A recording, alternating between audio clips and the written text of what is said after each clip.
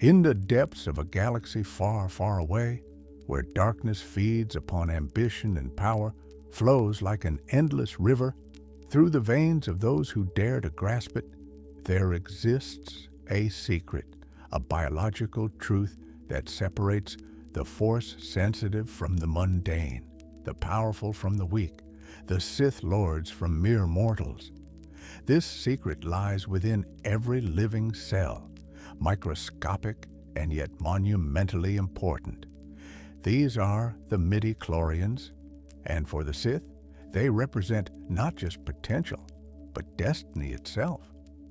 Tonight, as you drift into the cosmos of dreams, let us journey through the shadowed corridors of Sith history, exploring how these tiny organisms have shaped the most feared wielders of the dark side.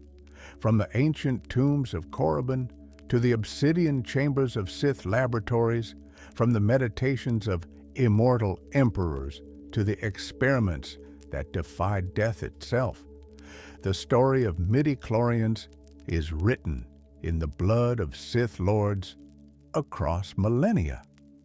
The microscopic foundation of dark power, imagine, if you will, floating through the bloodstream of a Sith Lord.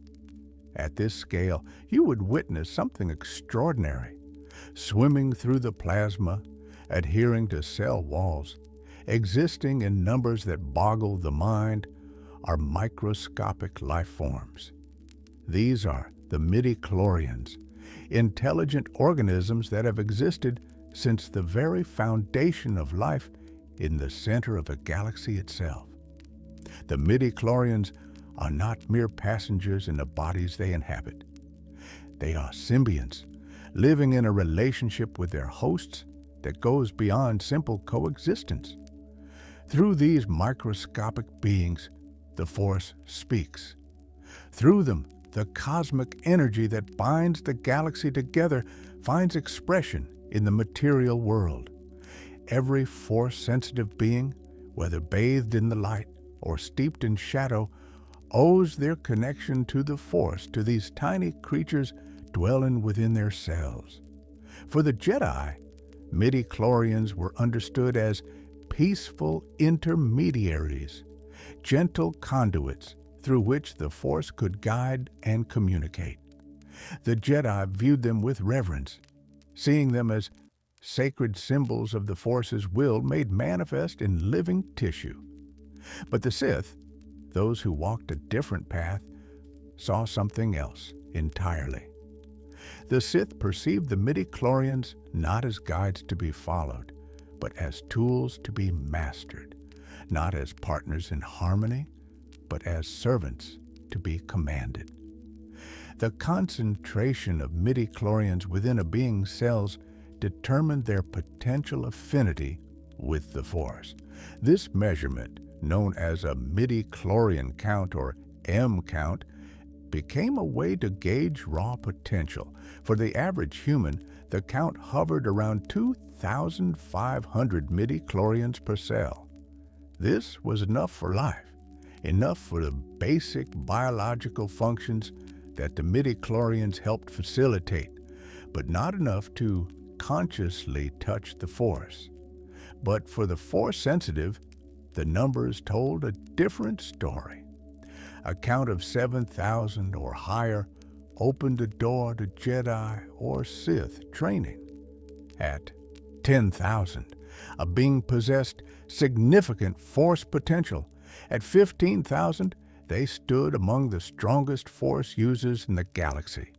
And beyond 20,000, such counts were the stuff of legends, the markers of those destined to reshape galactic history itself. The Sith understood something crucial about these counts, something the Jedi often missed in their contemplation of harmony and balance. The MIDI-CHLORIAN count measured potential, yes, but potential without ambition was meaningless. Potential without the will to seize power, to dominate, to transcend limitations was simply wasted opportunity. The dark side taught that MIDI-CHLORIANs were not just to be accepted as gifts from the Force. They were to be understood, manipulated, perhaps even conquered. This biological reality created a hierarchy within the Sith that was brutal in its honesty. Those with higher counts possessed greater raw power, greater capacity to channel the destructive energies of the dark side. But the Sith Order also proved that counts alone did not determine mastery. A Sith with a lower count, but superior technique, deeper knowledge, and more refined understanding of the dark side could triumph over a more naturally gifted opponent who had failed to fully develop their potential. The MIDI-CHLORIANS resided in every cell of a living being's body, in the muscle tissue that propelled a Sith warrior into battle, in the neural pathways that calculated strategy and deception, in the bone marrow that produced the very blood cells that carried these microscopic symbionts throughout the body. They permeated every aspect of a Sith Lord's physical form, making the body itself a vessel not just for consciousness, but for raw Force energy. How the ancient Sith understood the Force's biology.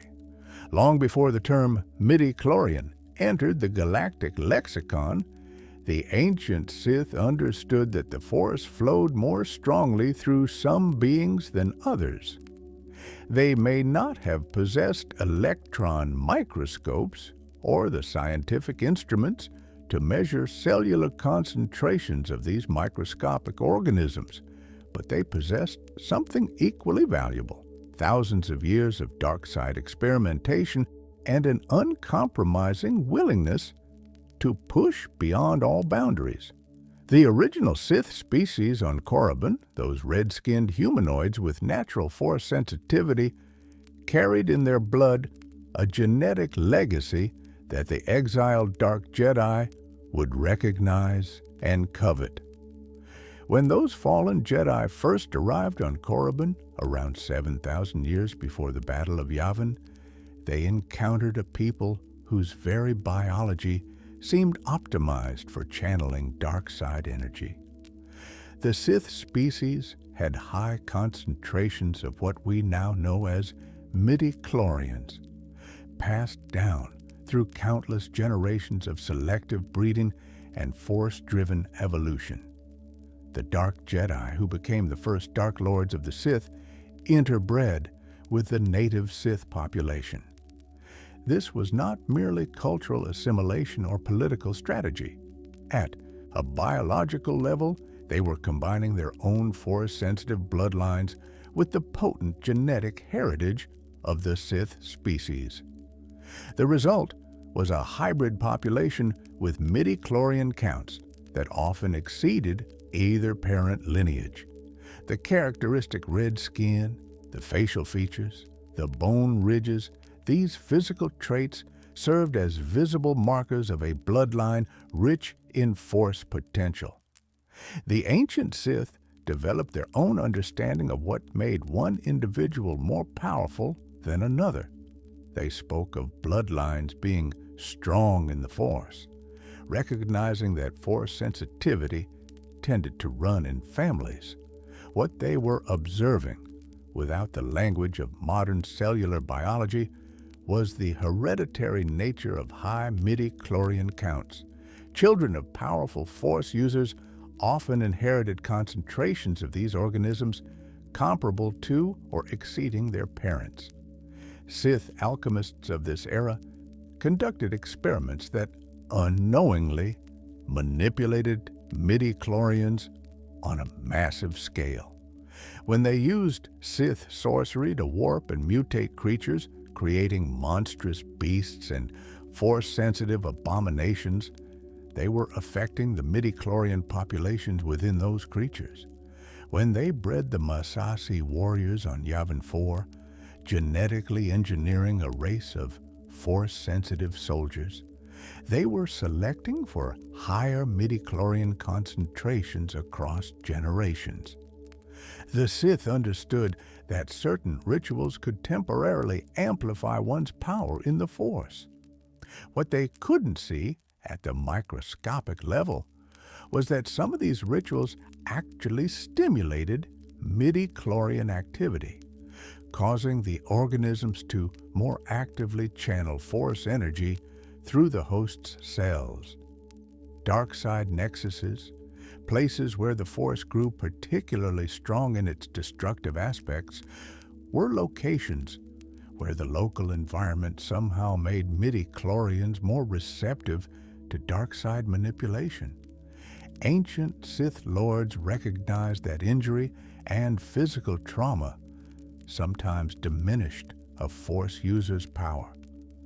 They observed that warriors who lost limbs in battle often reported feeling less connected to the Force, though they attributed this to metaphysical wounds to their connection to the dark side, rather than a literal reduction in the number of midi-chlorians in their bodies. The biological reality that fewer cells meant fewer midi-chlorians meant reduced potential remained hidden from them. But what the ancient Sith did understand, with perfect clarity, was that power in the Force could be transferred, stolen, or absorbed. Certain Sith rituals allowed a Dark Lord to drain the life force from victims, temporarily boosting their own power. What was actually happening, though the Sith wouldn't have the terminology to explain it, was a temporary supercharging of their own midi-chlorians through the absorbed Force energy. The midi-chlorians fed on this stolen power, channeling it through the Sith Lord's body in waves of dark side energy. The most powerful ancient Sith demonstrated abilities that modern understanding of midi-chlorians helps explain. When a Sith sorcerer called down lightning from their fingertips, their midi-chlorians were translating their will into electrical energy channeled through the Force. When a Dark Lord used the Force to crush an opponent's throat from across a battlefield, the midi-chlorians in the Sith's own cells were resonating with those in the victim's body, using that connection to manipulate physical matter. The Golden Age Sith and their biological legacy. The period historians call the Golden Age of the Sith, roughly spanning the century before 5,000 years, before the Battle of Yavin, saw the emergence of Sith lords whose power would become legendary even millennia later. These were beings whose midi-chlorian counts, if they could have been measured, would have placed them among the most potent Force users in galactic history. Consider Marka Ragnos, the Dark Lord whose reign lasted over a century, an almost unthinkable achievement in a culture where ambition constantly drove apprentices to slay their masters. Ragnos's longevity speaks to more than just political cunning and manipulation.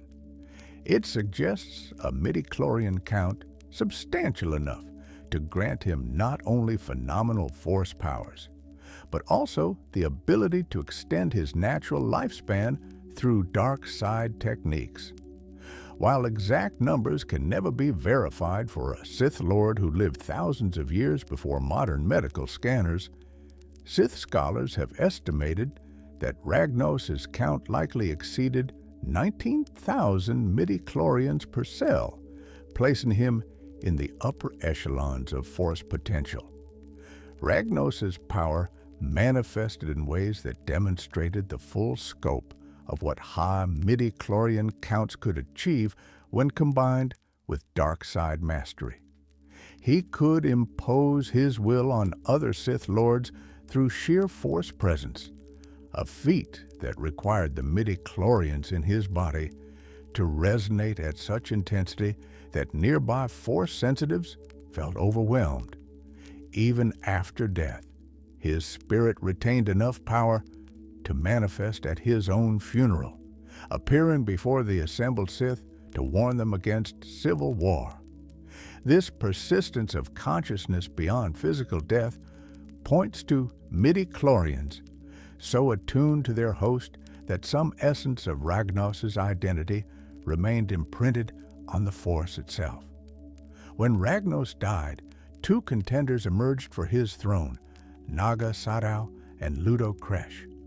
Both were Sith lords of immense power, their MIDI-CHLORIAN counts undoubtedly well above the threshold of normal Force users.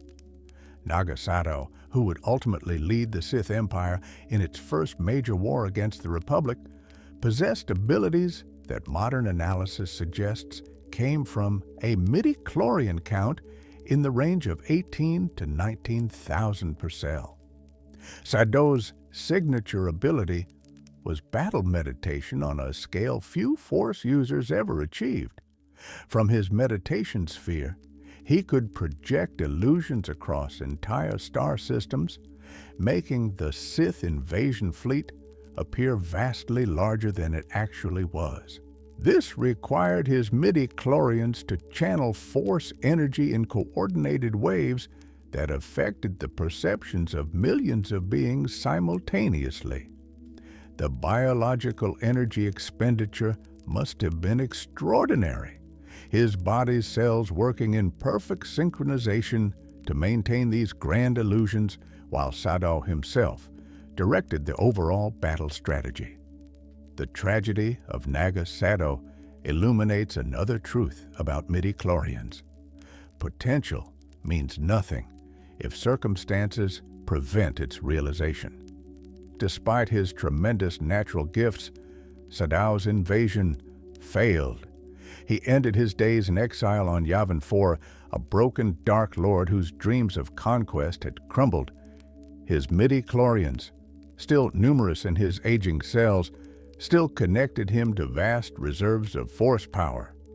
But power without purpose, potential without opportunity, counts without conquest. These meant little in the end. Sadow's eventual apprentice, Frida Nad, represented a different archetype of Sith potential. Nad was born a Jedi, trained in the light side of the Force before his fall to darkness. The Jedi had undoubtedly measured his MIDI-CHLORIAN count in childhood, finding it high enough to warrant admission to the Order. Estimates based on his later achievements suggest a count of approximately 17,000, strong enough to make him a formidable Jedi, but not exceptional among the Order's upper ranks. What made Nad dangerous was not his count, but what he chose to do with it. After murdering his Jedi master, Nad sought out the ancient Sith knowledge that the Jedi had forbidden. On Yavin 4, he found Naga Sadow, still alive in suspended animation, his own MIDI-CHLORIANs working to preserve his body against the ravages of time. Sadow trained Nad in the dark side arts, techniques designed to extract maximum power from one's MIDI-CHLORIAN count. Under Sadow's tutelage, Nad learned to manipulate his MIDI-CHLORIANs in ways the Jedi never taught. He learned to use them not just to channel Force energy, but to warp reality around him through Sith sorcery. When Nad eventually killed Sadow, claiming he had learned all his master had to teach, he demonstrated a truth the Sith had always known. Technique and ruthlessness could overcome raw potential. Sadow's higher count meant nothing against Nad's ambition and growing mastery. Frida Nad conquered the world of Onderon, ruling as its king through a combination of military might and Force-based intimidation. His MIDI-CHLORIANs, refined through dark side practices, granted him abilities that seemed godlike to the non-Force sensitive population. He extended his natural lifespan, keeping his cells vital and his MIDI-CHLORIANs active far beyond what his species normally achieved. And when death finally came, Nad's spirit persisted, tied to his physical remains and the dark side nexus his tomb created. This persistence of Sith spirits points to a phenomenon that modern MIDI-CHLORIAN research has only begun to explore. When a Force user with a sufficiently high MIDI-CHLORIAN count dies, if they have prepared properly through dark side techniques, some echo of their consciousness can remain. The MIDI-CHLORIANs, even after their host's death, retain a pattern, an imprint of the Force user's identity. This spectral form possesses diminished power compared to life, but can still influence the living world, especially through interaction with other Force sensitives. Tulak Horde and the warriors count among the ancient Sith lords, one name stands out for sheer combat prowess. Tulak Horde, known as the greatest lightsaber duelist of the ancient world. Horde lived during the golden age of Sith expansion, conquering worlds not through grand strategic visions like Naga Sato, but through personal martial supremacy that became legendary. The MIDI-CHLORIAN count of a being like Tulak Horde would have been significant, likely in the range of 17 to 18,000 per cell. But what made Horde remarkable was how he used those MIDI-CHLORIANs. Where other Sith lords focused on Force lightning or mind domination or ritual sorcery, Horde channeled his Force energy primarily into physical enhancement and lightsaber combat. Every movement Horde made in combat was augmented by the Force flowing through his MIDI-CHLORIANs. They accelerated his neural signals, allowing him to react with superhuman speed.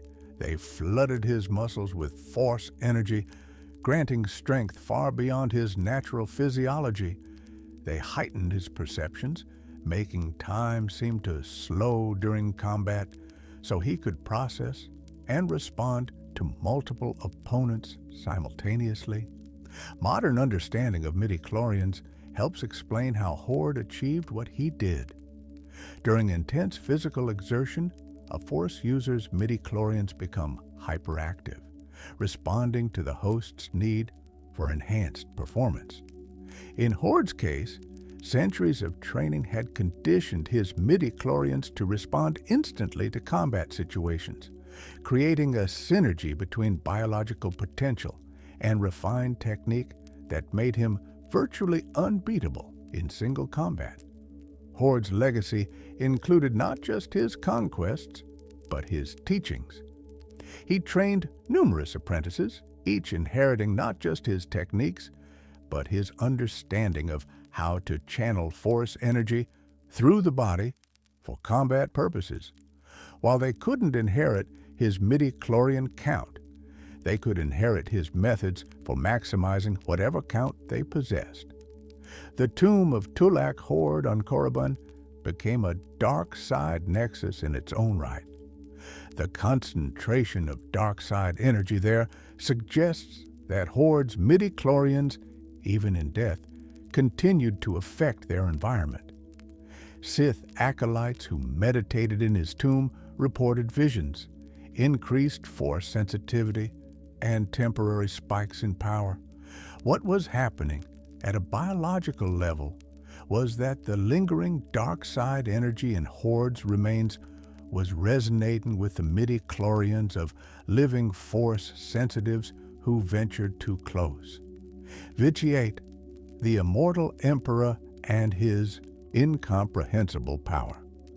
And then there was Vitiate, known by many names across his impossibly long existence, Darth Vitiate, the Sith Emperor Valkorian, this being represented perhaps the most extreme example of MIDI-CHLORIAN potential taken to its ultimate conclusion.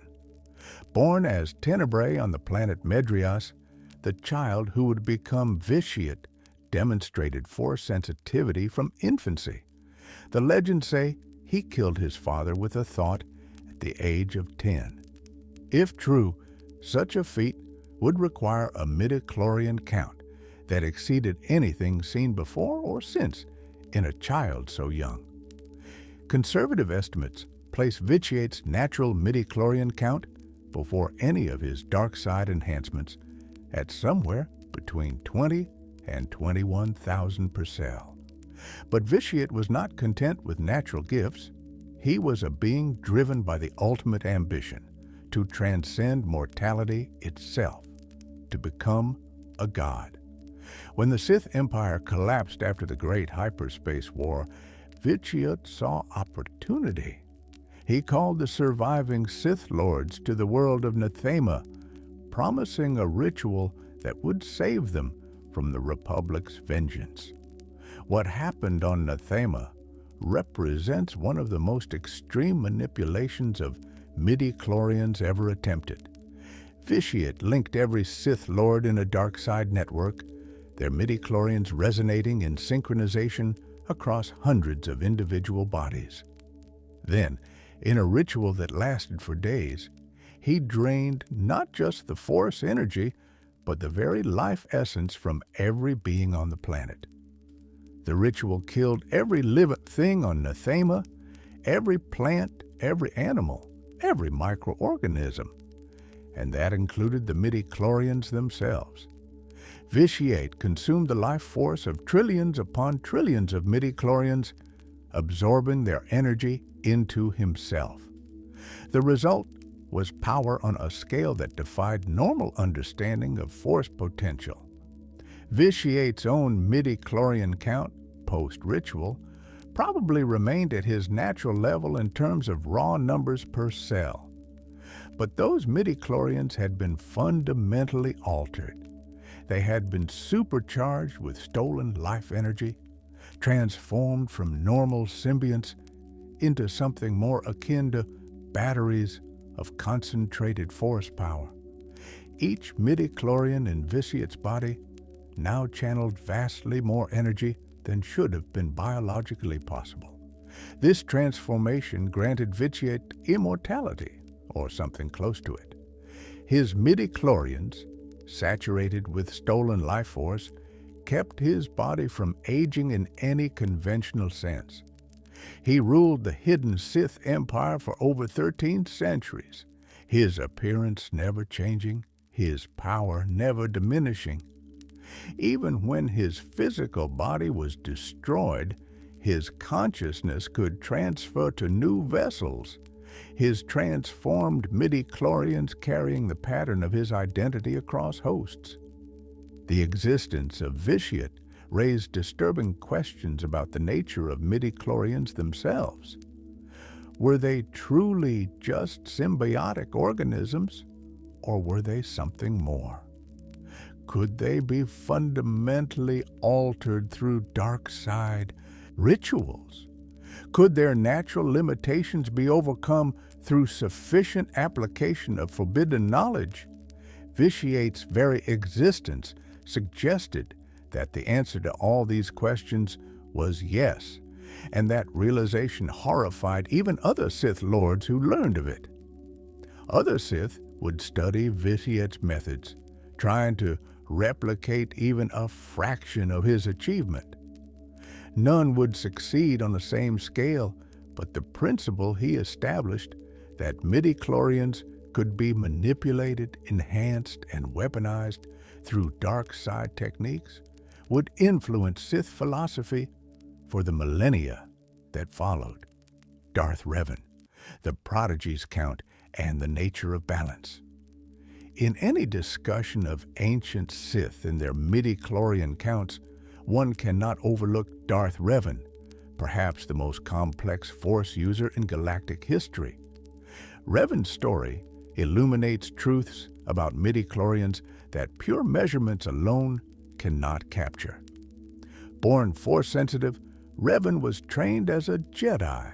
His natural MIDI-CHLORIAN count measured in childhood at approximately 18,000 per cell. This placed him in the upper tiers of Jedi potential, marked him as someone destined for greatness within the Order. And for a time, Revan fulfilled that potential, becoming a Jedi Knight of exceptional skill and wisdom. But Revan's path diverged when he led Jedi into the Mandalorian Wars, defying the Council's orders. In the unknown regions, he discovered the hidden Sith Empire and its emperor, Vitiate. Whether through choice or through Vitiate's manipulation, Revan fell to the dark side, becoming Darth Revan, Dark Lord of the Sith. What makes Revan's case fascinating from a midi-chlorian perspective is what happened next. After building a Sith empire and waging war against the Republic, Revan was captured by the Jedi and his mind was wiped. The Council erased his Sith identity, giving him a new personality while retaining his Force sensitivity. His midi-chlorian count, of course, remained unchanged. The microscopic organisms in his cells had no memory, no allegiance to light or dark. They simply existed, channeling Force energy according to their host's will. Revan, with his new identity, was retrained as a Jedi. The same midi-chlorians that had empowered him as a Sith Lord now empowered him as a Jedi Knight. When he eventually defeated Darth Malak and destroyed the Star Forge, he did so with the same biological potential he had possessed as a Sith, but directed toward different ends.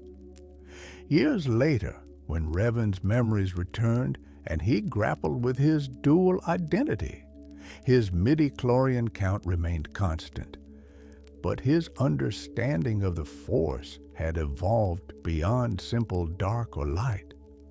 Revan came to perceive the Force as a spectrum, and his midi-chlorians responded to this nuanced understanding. He could channel both light and dark side energies, not through internal conflict, but through a sophisticated integration that few Force users ever achieved. Revan's legacy included not just his own achievements, but his philosophical contributions. His teachings, preserved in his holocron, would influence Sith Lords thousands of years later.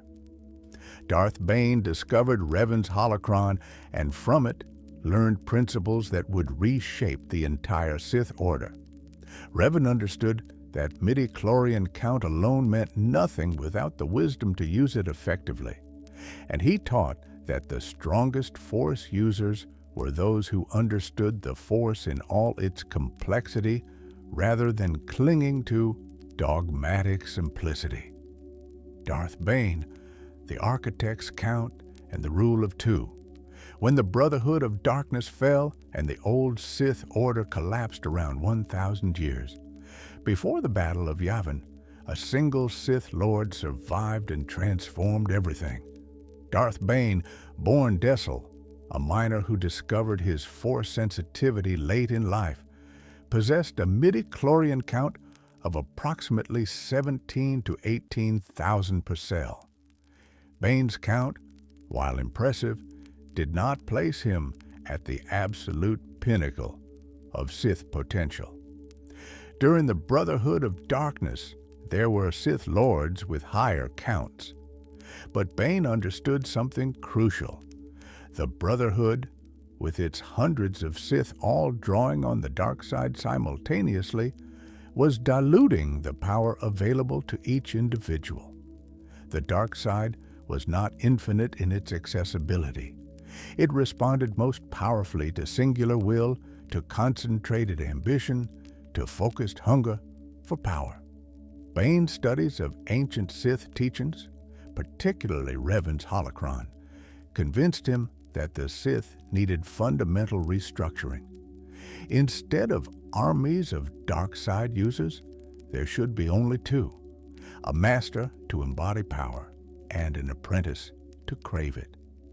This rule of two would concentrate dark side energy, allowing each generation of Sith to potentially grow stronger than the last. From a midi-chlorian perspective, Bane's rule of two had interesting implications. By limiting the number of active Sith Lords, Bane ensured that the Sith Order would not spread its Force-sensitive bloodlines too thin. Each master would take only one apprentice, carefully chosen for their Force potential. Over generations, this selective breeding whether intentional or not, would tend to concentrate high MIDI-CHLORIAN counts within the Sith lineage.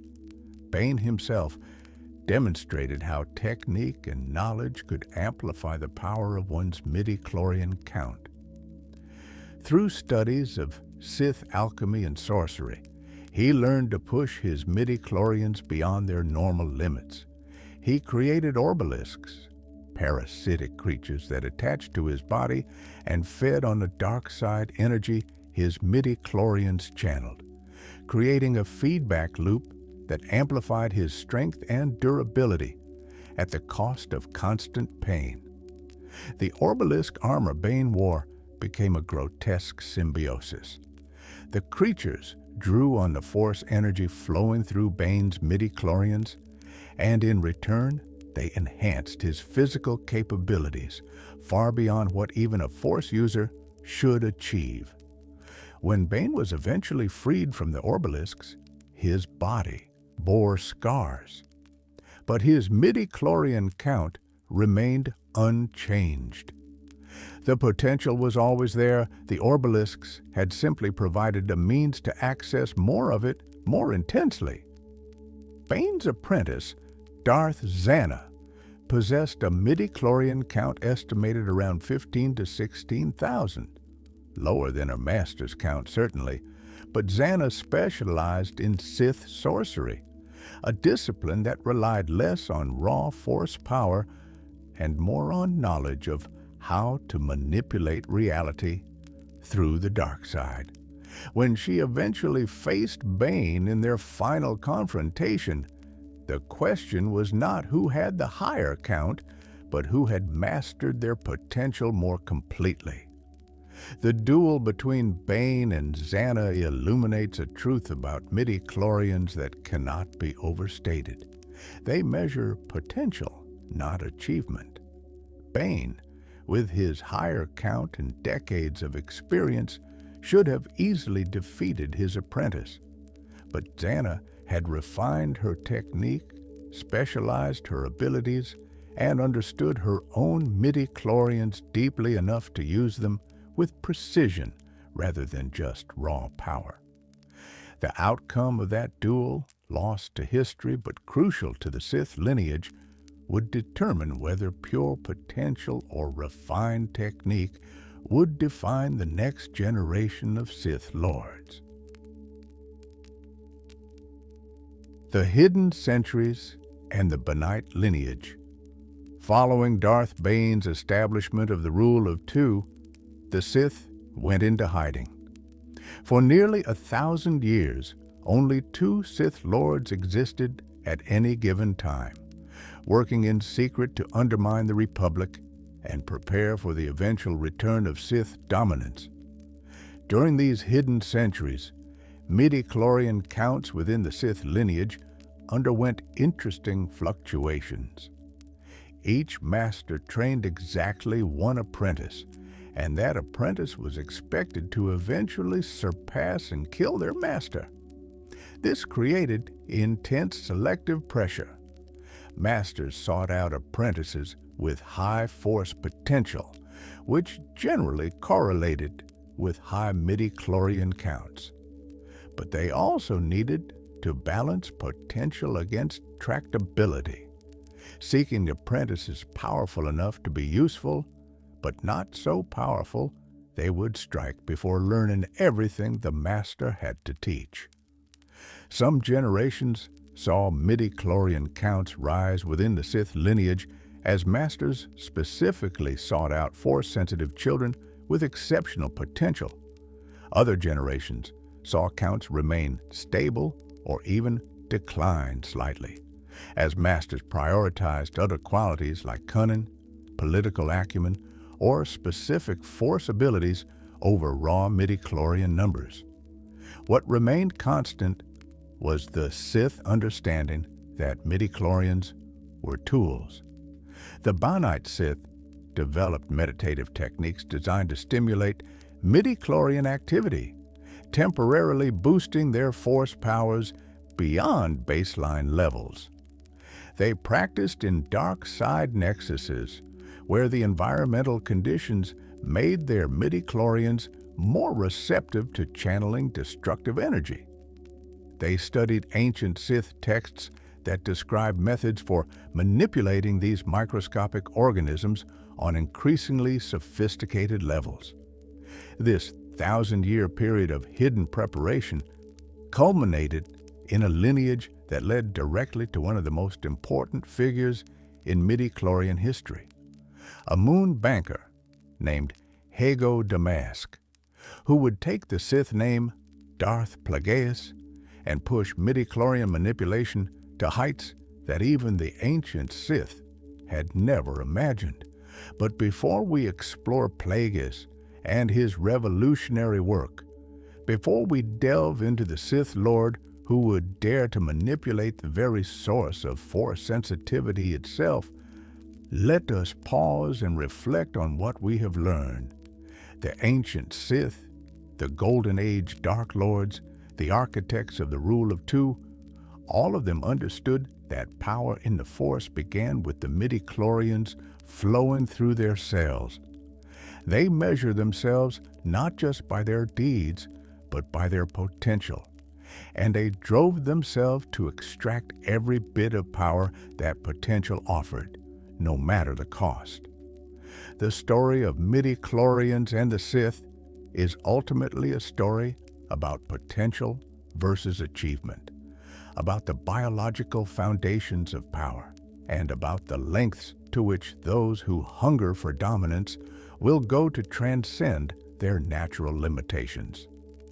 It is a story written in the genetic code of Force-sensitive bloodlines, encoded in the concentrations of microscopic organisms that permeate every living cell and expressed in the dark side achievements that shaped galactic history. Darth Plagueis, the Wise and his quest for immortality. Of all the Sith Lords who have existed across the millennia, one name stands apart when discussing midi-chlorians. Darth Plagueis the Wise, born Hago Damask II on the planet Munalinst, dedicated his entire existence to understanding, manipulating, and ultimately conquering these microscopic organisms.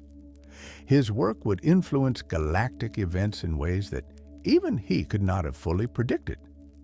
Plagueis' own midi-chlorian count was estimated at approximately 19 to 20,000 per cell, placing him in the higher echelons of Force potential, but not at the absolute peak.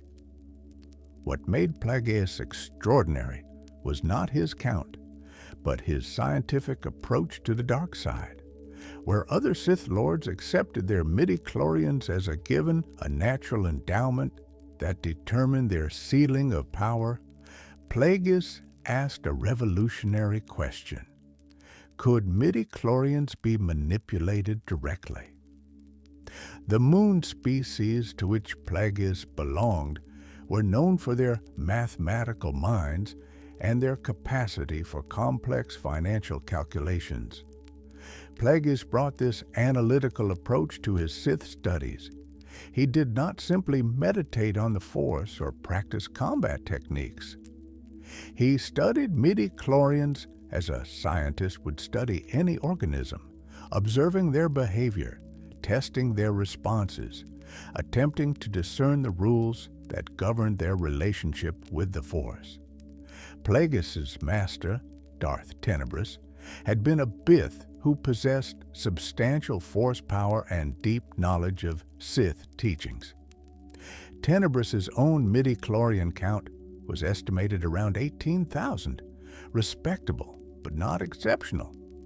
What Tenebris brought to the lineage was his scientific rigor, his insistence on understanding the mechanisms behind Force phenomena, rather than simply accepting them as mystical unknowns.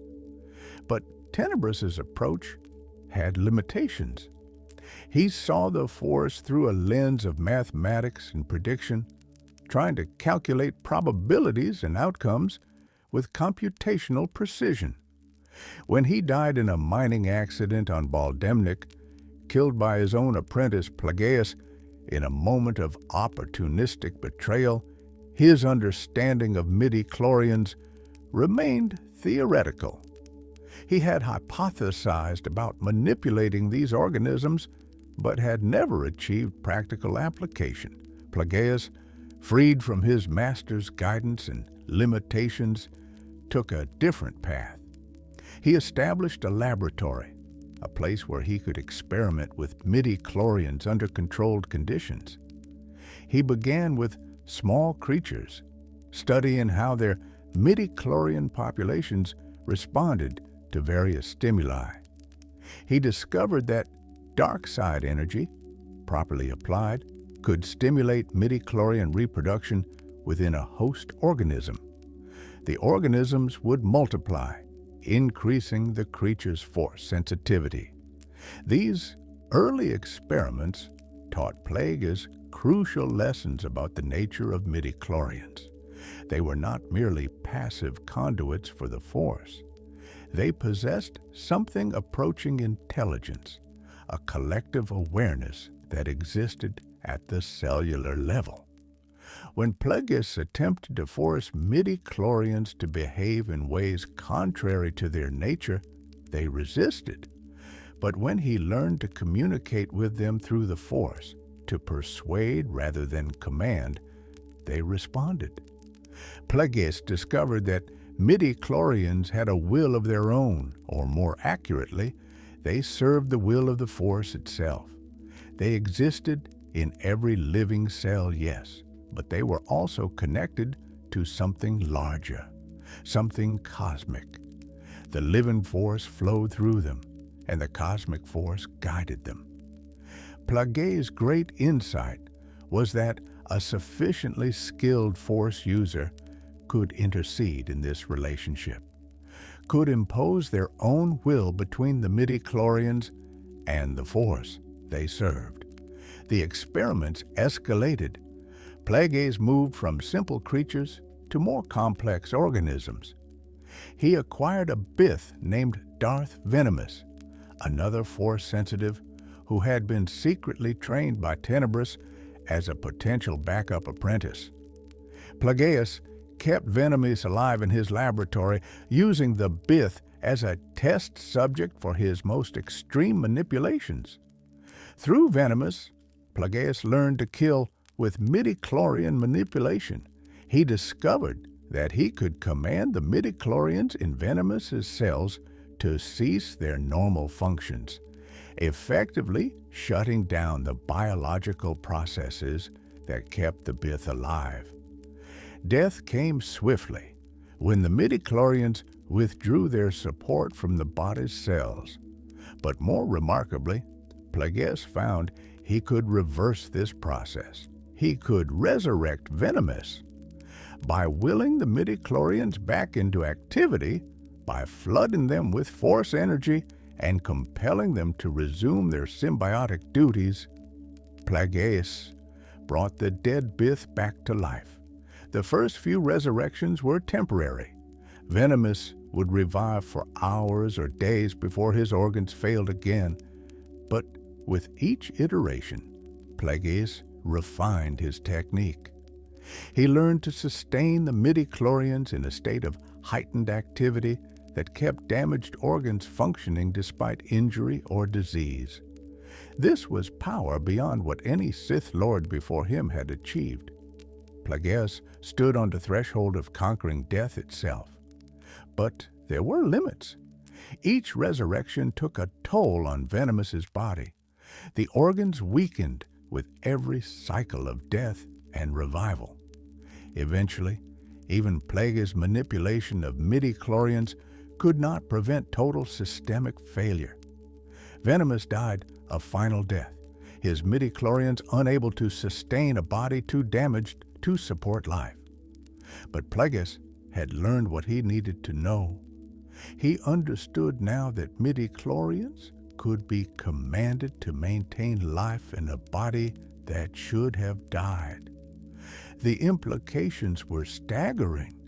If he could perfect this technique, If he could keep his own midi-chlorians in a state of perpetual vitality, he might never age, never sicken, never die.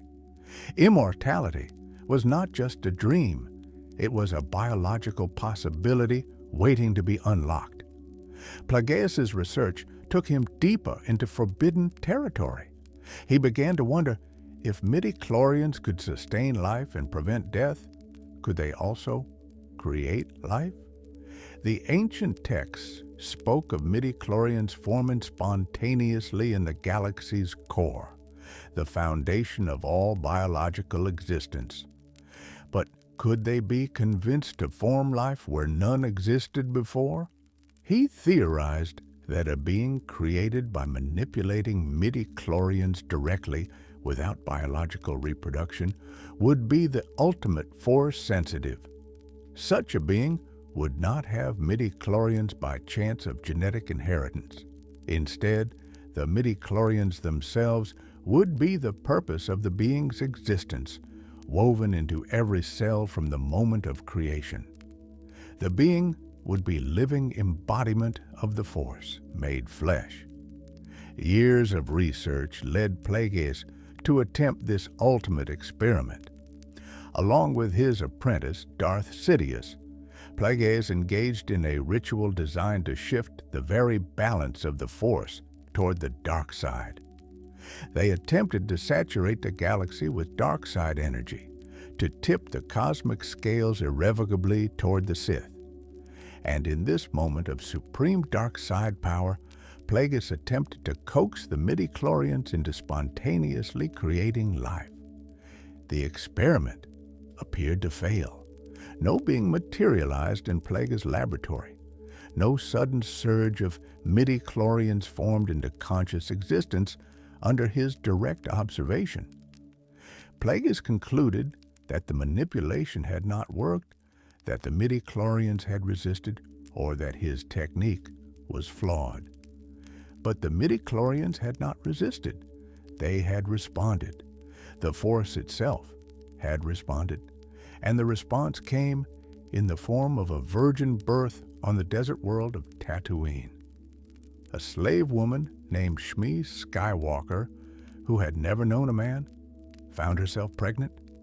The midi-chlorians, pushed by Plagueis' manipulation, but guided by the will of the Force itself, had indeed created life, but not the life Plagueis intended, not a being who would serve the Sith. Instead, they created Anakin Skywalker, the chosen one, a boy with a midi-chlorian count exceeding even Plagueis' own, a child with over 27,000 midi-chlorians per cell, perhaps the highest concentration ever measured in a living being. Anakin was the Force's answer to the Sith's presumption, a living weapon designed to destroy them and restore balance. Plagueis never knew the full extent of his success and failure when Darth Sidious revealed the discovery of Anakin Skywalker years later. Plagueis was shocked and frightened. He had sought to create life as a tool of the Sith. Instead, he had triggered a cosmic response that would ultimately lead to the Sith's destruction. The irony would have been almost poetic had Plagueis lived long enough to appreciate it. But Sidious, recognizing that his master's knowledge was now a threat, moved to eliminate Plagueis before the older Sith Lord could fully understand what he had unleashed. On the night of Sidious's greatest political triumph, his election as Chancellor of the Republic, Plagueis lay in a sleep induced by celebration and perhaps too much confidence. Sidious entered his master's chambers and began the murder.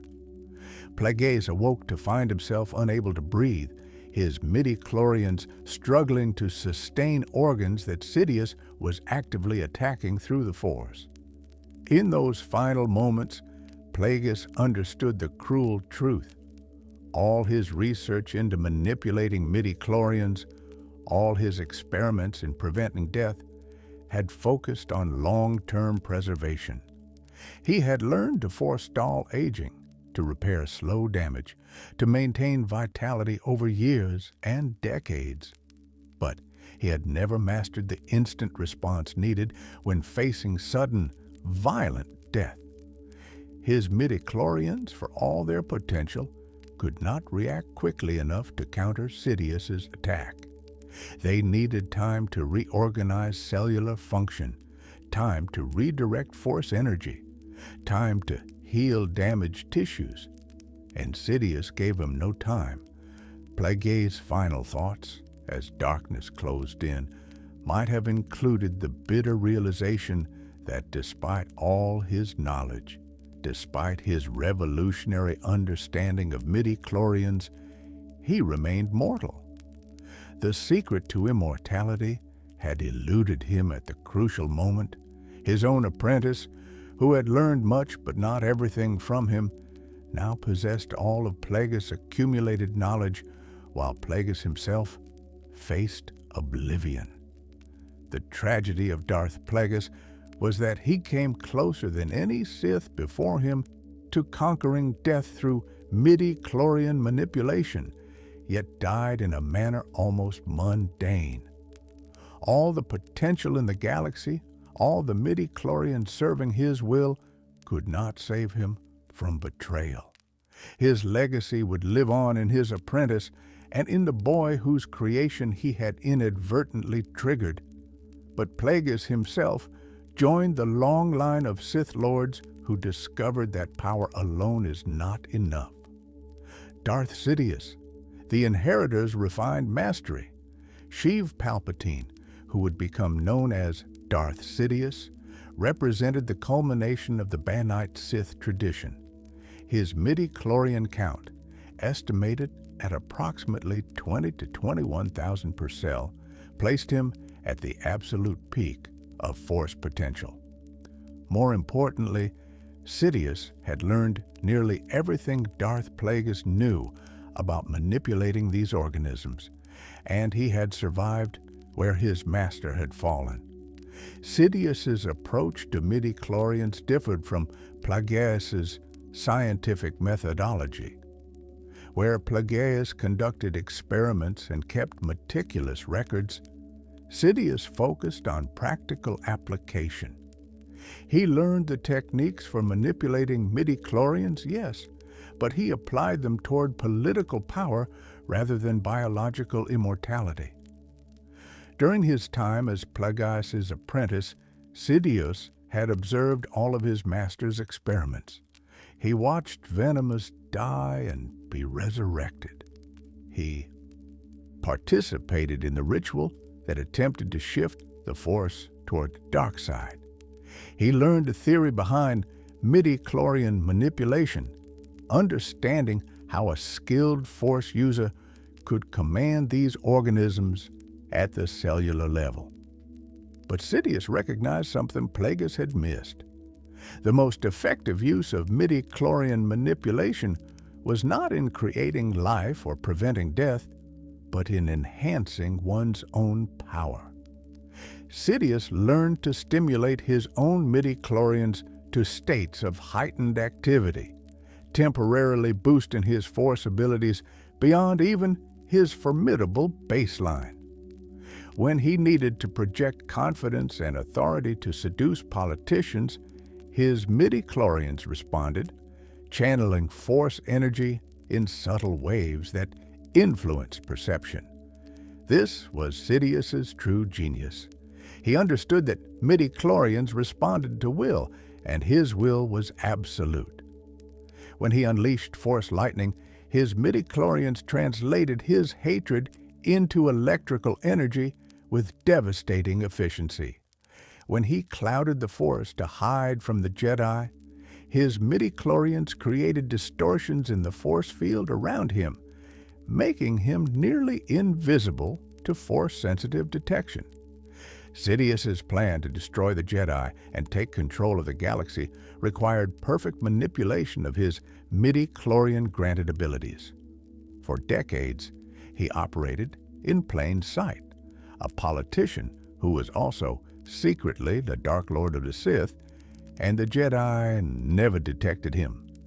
This level of Force stealth required his MIDI-CHLORIANs to be in constant states of controlled activity, channeling just enough dark side energy to maintain his power while not triggering the Jedi's senses. When Sidious finally revealed himself and executed Order 66, the great Jedi purge that destroyed most of the Order, his MIDI-CHLORIANs channeled dark side energy across the entire galaxy. The psychic wound in the Force from thousands of Jedi dying simultaneously was partially Sidious's doing, his MIDI-CHLORIANs resonating with the deaths and amplifying the dark side's triumph. But Sidious had one crucial limitation in his MIDI-CHLORIAN knowledge. Plagueis had never fully taught him the technique of creating life through MIDI-CHLORIAN manipulation. When Plagueis died, that specific knowledge died with him. Sidious understood the theory. He knew it could be done because Anakin Skywalker existed as proof. But the practical application, the exact method of commanding MIDI-CHLORIANs to spontaneously form a conscious being, remained beyond his grasp. This limitation would haunt Sidious for decades.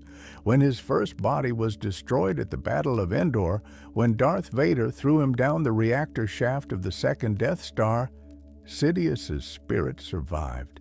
He had prepared for this possibility, creating clone bodies and using a form of essence transfer to move his consciousness from his dying original body into a cloned vessel. But these clone bodies were imperfect. They had MIDI-CHLORIAN counts, yes, but those MIDI-CHLORIANs were not perfectly attuned to Sidious's Force signature. Each transfer between bodies caused deterioration. The clone flesh degraded under the strain of hosting Sidious's powerful dark side presence. His MIDI-CHLORIANs, transferred from body to body, began to lose their cohesion. Had Sidious mastered Plagueis' technique of creating life through MIDI-CHLORIAN manipulation, he might have grown himself a perfect body, one whose MIDI-CHLORIANs would be optimally configured to host his consciousness permanently. But without that knowledge, he was forced to rely on imperfect cloning and increasingly unstable host bodies. The Emperor's failed resurrection on Exegol, his final defeat at the hands of Rey Palpatine, represented the ultimate failure of his MIDI-CHLORIAN mastery. Despite possessing one of the highest counts in galactic history, despite decades of studying how to manipulate these organisms, Sidious never achieved the immortality he sought. His MIDI-CHLORIANs, spread across multiple clone bodies, finally failed him when Rey channeled the power of all the Jedi to destroy him once and for all. Darth Maul, the apprentice's truncated potential, Sidious's first apprentice under the rule of two, was a Zabrak named Maul, taken from his mother on Dathomir while still a child.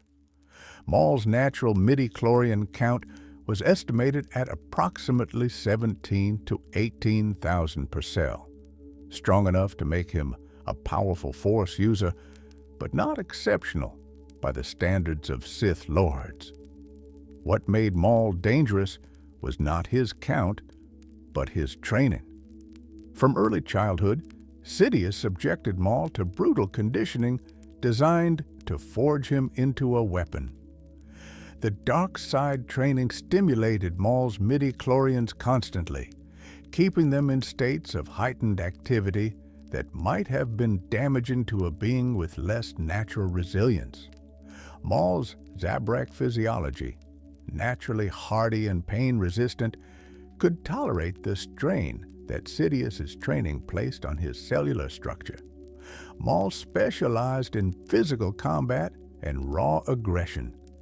His MIDI-CHLORIANs channeled Force energy primarily into his muscles and reflexes, making him an incredibly dangerous lightsaber duelist. When Maul moved in combat, he was poetry in motion, a whirlwind of strikes and acrobatics that few opponents could match. His midi-chlorians made him faster than any normal being, stronger than his frame suggested possible, and nearly tireless in sustained fighting. The duel on Naboo, where Maul killed Qui-Gon Jinn, demonstrated the peak of his capabilities. Against two Jedi simultaneously, Maul held his own through sheer ferocity and force-enhanced physical prowess. But when Obi-Wan Kenobi struck him down, cutting him in half at the waist, Maul's story should have ended. Should have. But it didn't. And here we encounter one of the most remarkable demonstrations of midi-chlorian potential sustaining life against impossible odds. When Obi-Wan's lightsaber severed Maul's body, it should have been instantly fatal. Maul lost approximately 40% of his body mass in that moment. If midi-chlorian count is determined by cells, and cells exist throughout the body, then Maul lost roughly 40% of his midi-chlorians when his lower body was bisected. Theoretical calculations based on his original count suggest that Maul's midi-chlorian levels would have dropped from 17 to 18,000 down to approximately 9 to 10,000 per cell in his remaining upper body. This was still above the threshold for force sensitivity, still enough to sustain a connection to the dark side, but far below his peak potential. Yet, Maul survived. His midi-chlorians, those remaining in his brain and torso, channeled dark side energy with such intensity that they kept him alive despite mortal injuries. His hatred, his rage at being defeated, became a focal point for those midi-chlorians. They sustained neural function, maintained vital organ activity, prevented him from bleeding out or going into shock. The dark side fueled his survival when biology should have failed. Maul fell into the depths of Naboo's plasma facility, presumed dead by all who witnessed it. But his midi-chlorians kept working. Through the fall, through the impact, through the days and weeks that followed as his broken body somehow clung to life. Eventually, he ended up on the junkyard world of Lotho Minor, his mind shattered by pain and trauma, but his body still functioning, still alive, sustained purely by dark side energy flowing through diminished but determined midi-chlorians. When Maul's brother Savage Opress finally found him years later and Mother Talzin used Night Sister magic to restore his sanity and provide him with cybernetic legs, something remarkable happened. The magic, which was itself a form of dark side force manipulation, supercharged Maul's remaining midi-chlorians. While he could not regain the midi-chlorians lost with his lower body, the ones that remained became more efficient, more potent. Estimates suggest that after Mother Talzin's intervention, Maul's effective midi-chlorian power might have returned to somewhere around 14 to 15,000 equivalent potency, even though his actual count per cell and his remaining organic tissue stayed at the reduced level. The cybernetic legs provided no midi-chlorians of their own, being artificial, but they gave Maul mobility, and through that, renewed purpose for his midi-chlorians to serve. Maul's later career demonstrated that midi-chlorian count, while important, was not the sole determiner of a Sith's effectiveness. With his reduced numbers, he still managed to take over Mandalore, duel Pre Vizsla to the death, and establish himself as a crime lord. His understanding of the dark side, his combat skills, and his sheer determination allowed him to overcome the biological disadvantage of his reduced midi-chlorian population. The final tragedy of Darth Maul came decades later on Tatooine, when he confronted an aged Obi-Wan Kenobi one last time. In that brief duel, Kenobi struck Maul down definitively. As Maul lay dying, his midi-chlorians finally ceased their decades-long struggle to sustain his damaged body. The dark side that had kept him alive through impossible circumstances released its grip, and Maul died, knowing that his enemy protected someone important, protected the Chosen One, who would eventually destroy the Sith. Count Dooku, the elegant duelist's refined count. When Darth Sidious needed a new apprentice after Maul's apparent death, he turned to a fallen Jedi master named Dooku. Born to nobility on Sereno, Dooku had been identified as Force-sensitive in childhood and trained by the Jedi Order. His midi-chlorian count, measured by the Jedi, stood at approximately 16 to 17,000 per cell. This placed Dooku solidly in the upper ranks of Force potential, though not at the absolute peak. What made Dooku remarkable was the refinement of his technique. Unlike Maul's raw aggression or Sidious's overwhelming power, Dooku exemplified precision. Every Force ability he used, every lightsaber strike he made, was optimized for efficiency. Dooku's midi-chlorians responded to this elegant approach. Where Maul channeled Force energy in explosive bursts, Dooku maintained a steady, controlled flow. His dueling style, Makashi, the second form of lightsaber combat, relied on minimal movement and maximum effectiveness. His midi-chlorians channeled Force energy primarily into his sword arm, into his perception and timing, into the subtle enhancements that made each strike perfectly placed. When Dooku faced multiple opponents, as he often did during the Clone Wars, his midi-chlorians helped him maintain awareness of every enemy simultaneously. Against Obi-Wan Kenobi and Anakin Skywalker on Geonosis, Dooku's performance demonstrated not raw power, but refined application of Force abilities. He countered their attacks with minimal effort, conserved his energy while forcing them to expend theirs, and only retreated when Master Yoda arrived and the odds became truly unfavorable. Dooku's fall to the dark side happened relatively late in his life. He was already an accomplished Jedi Master when he became disillusioned with the Republic and left the Order. This late turn to darkness meant that his midi-chlorians had decades of light side conditioning to overcome. The transition was difficult. Midi-chlorians that had spent a lifetime channeling the light side of the Force had to be retrained, reconditioned to channel dark side energy instead. But Dooku was methodical in this reconditioning. Under Sidious's tutelage, he learned to redirect his midi-chlorians' energy output toward hatred, anger, and domination rather than peace and defense. The Jedi abilities he had mastered were recontextualized through the dark side lens. Force pushes became more violent, more destructive. Mind tricks became outright domination.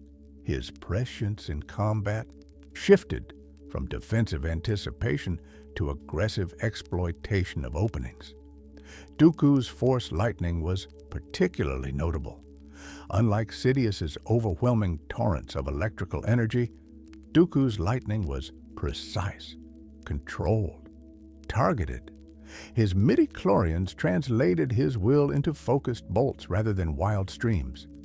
This reflected his personality and training. Even as a Sith Lord, Dooku remained the aristocrat, the refined duelist, who valued elegance over brutality. The end of Count Dooku came at Anakin Skywalker's hands aboard the invisible hand above Coruscant. In that moment, Dooku's midi-chlorian count meant nothing.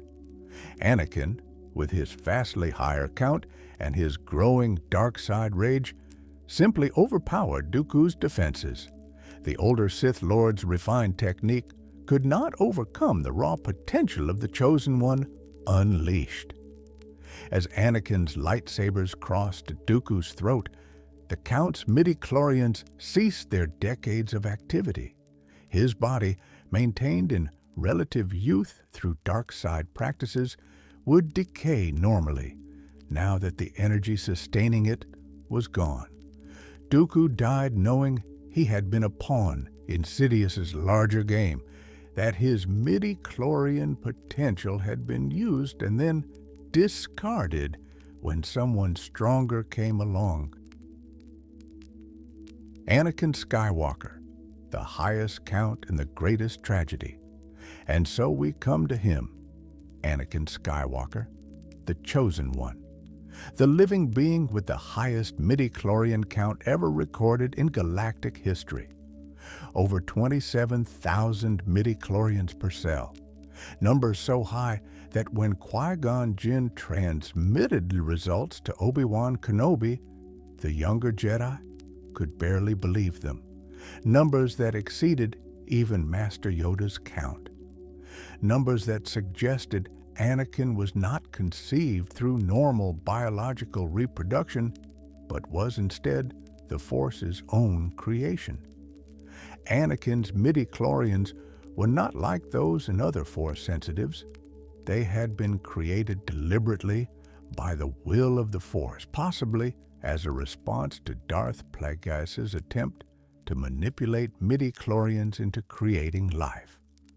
Where other beings inherited their midi-chlorians from their parents, Anakin's had been assembled from nothing, formed spontaneously in his mother's womb through a process that defied conventional biology. These Force-created midi-chlorians gave Anakin potential that surpassed everyone. Every Force ability came easier to him than to other Jedi. His reflexes in combat were supernatural.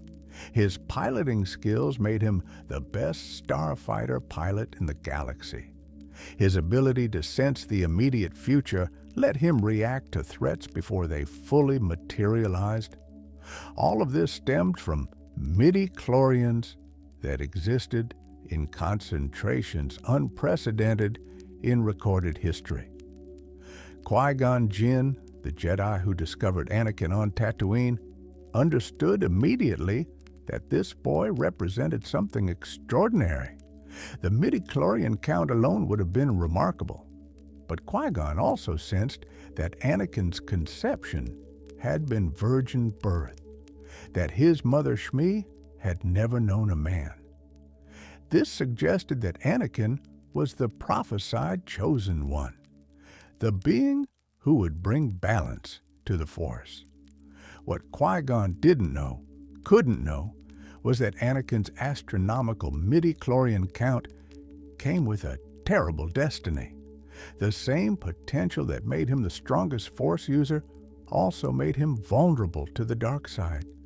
His midi-chlorians responded powerfully to all Force energy, light and dark. When Anakin felt anger, when he felt fear, his midi-chlorians channeled those emotions into dark side energy with frightening efficiency. As Anakin grew and trained under Obi-Wan Kenobi, his midi-chlorians became increasingly attuned to his emotional state. The Jedi taught emotional control, detachment, serenity. But Anakin's counts were so high, his connection to the Force so powerful, that his emotions resonated through the Force in ways he struggled to contain. When he loved with an intensity that his midi-chlorians amplified. When he feared, that fear became overwhelming, channeled and magnified by the microscopic organisms throughout his body.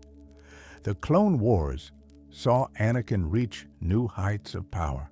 His midi-chlorians, stimulated by constant combat and dark side temptations, grew more responsive. He could move objects larger than any other Jedi his age. His combat precognition let him fight entire battalions of droids single-handedly.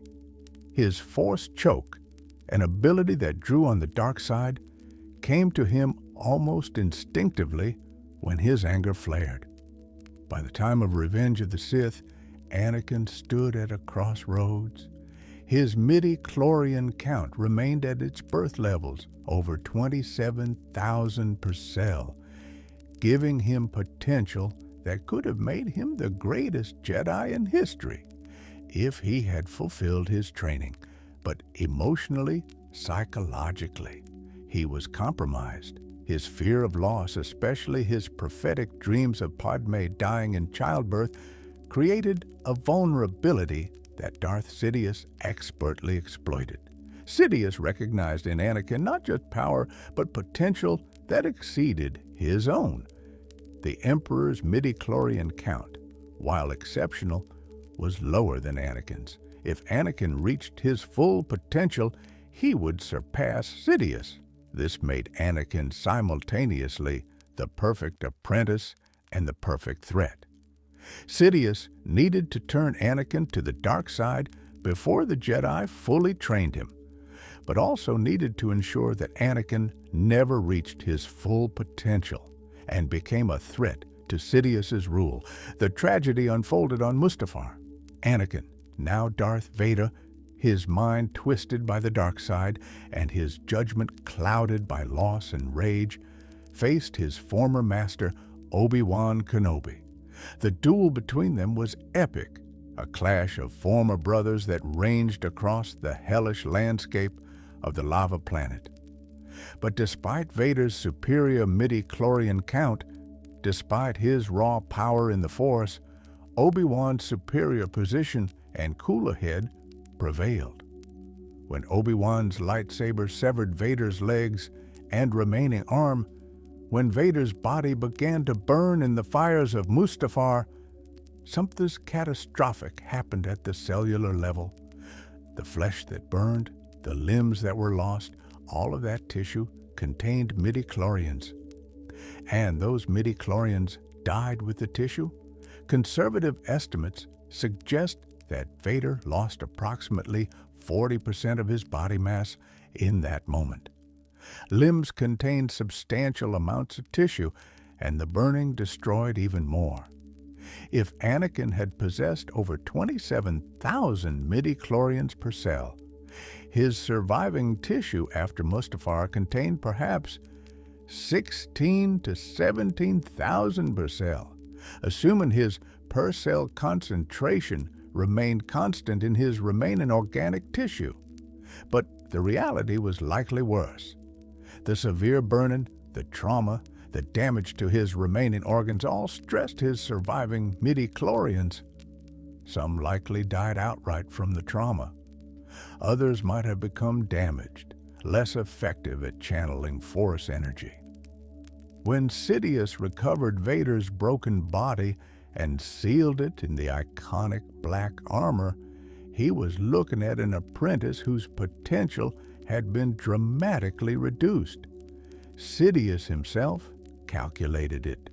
Where Anakin at full potential might have reached twice the Emperor's power, Vader in his damaged state stood at approximately 80% of Sidious's level.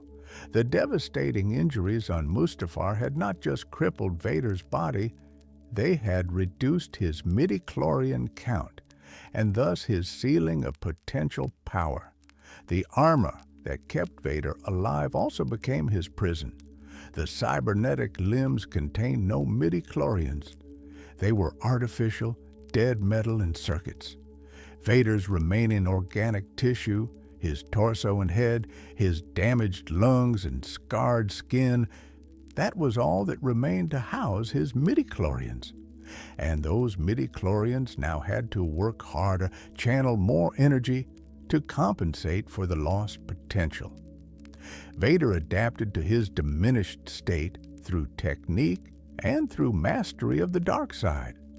His fighting style changed from the acrobatic aggression of Anakin to the imposing, overwhelming approach of Vader. Where Anakin had danced, Vader marched. Where Anakin had relied on speed, Vader relied on power. His midi-chlorian still gave him tremendous force abilities, still let him choke Imperial officers from across star systems, still made him one of the most dangerous beings in the galaxy. But he never reached what he could have been. The greatest tragedy of Anakin Skywalker was not just his fall to the dark side, not just the loss of everyone he loved, it was the loss of potential. Those midi-chlorians that burned on Mustafar represented possibilities that could never be reclaimed. The chosen one, who might have brought balance to the Force in a way that preserved the Jedi Order, instead brought balance through destruction, and in the process destroyed much of his own potential. Darth Vader, power in diminishment. In the decades following the Battle of Mustafar, Darth Vader became the most feared enforcer of the Galactic Empire. His black armor, his mechanical breathing, his imposing presence, all of these became symbols of Imperial might and Sith power. Yet beneath that armor lay a truth that few understood. Vader was operating at a fraction of the potential he had once possessed. The midi-chlorian count in Vader's remaining organic tissue, estimated at 16 to 17,000 per cell, was still extraordinary by any normal standard. Jedi Masters had achieved legendary status with counts of 12 to 15,000. Even reduced, Vader's biological potential exceeded most Force users who had ever lived. But for Vader himself, the comparison was not to other Force users. It was to what he had been as Anakin, to the over 27,000 per cell that had marked him as the Chosen One. Vader's cybernetic limbs presented a unique problem from a midi-chlorian perspective. The arms and legs that now extended from his torso were mechanical, containing no living cells and therefore no midi-chlorians. When Vader reached out with the Force, the energy had to flow through his remaining organic tissue and then extend outward to affect the world. The artificial limbs could not serve as conduits the way natural limbs would have. This limitation affected certain Force abilities more than others. Force lightning, which Sidious wielded with devastating effectiveness, was nearly impossible for Vader.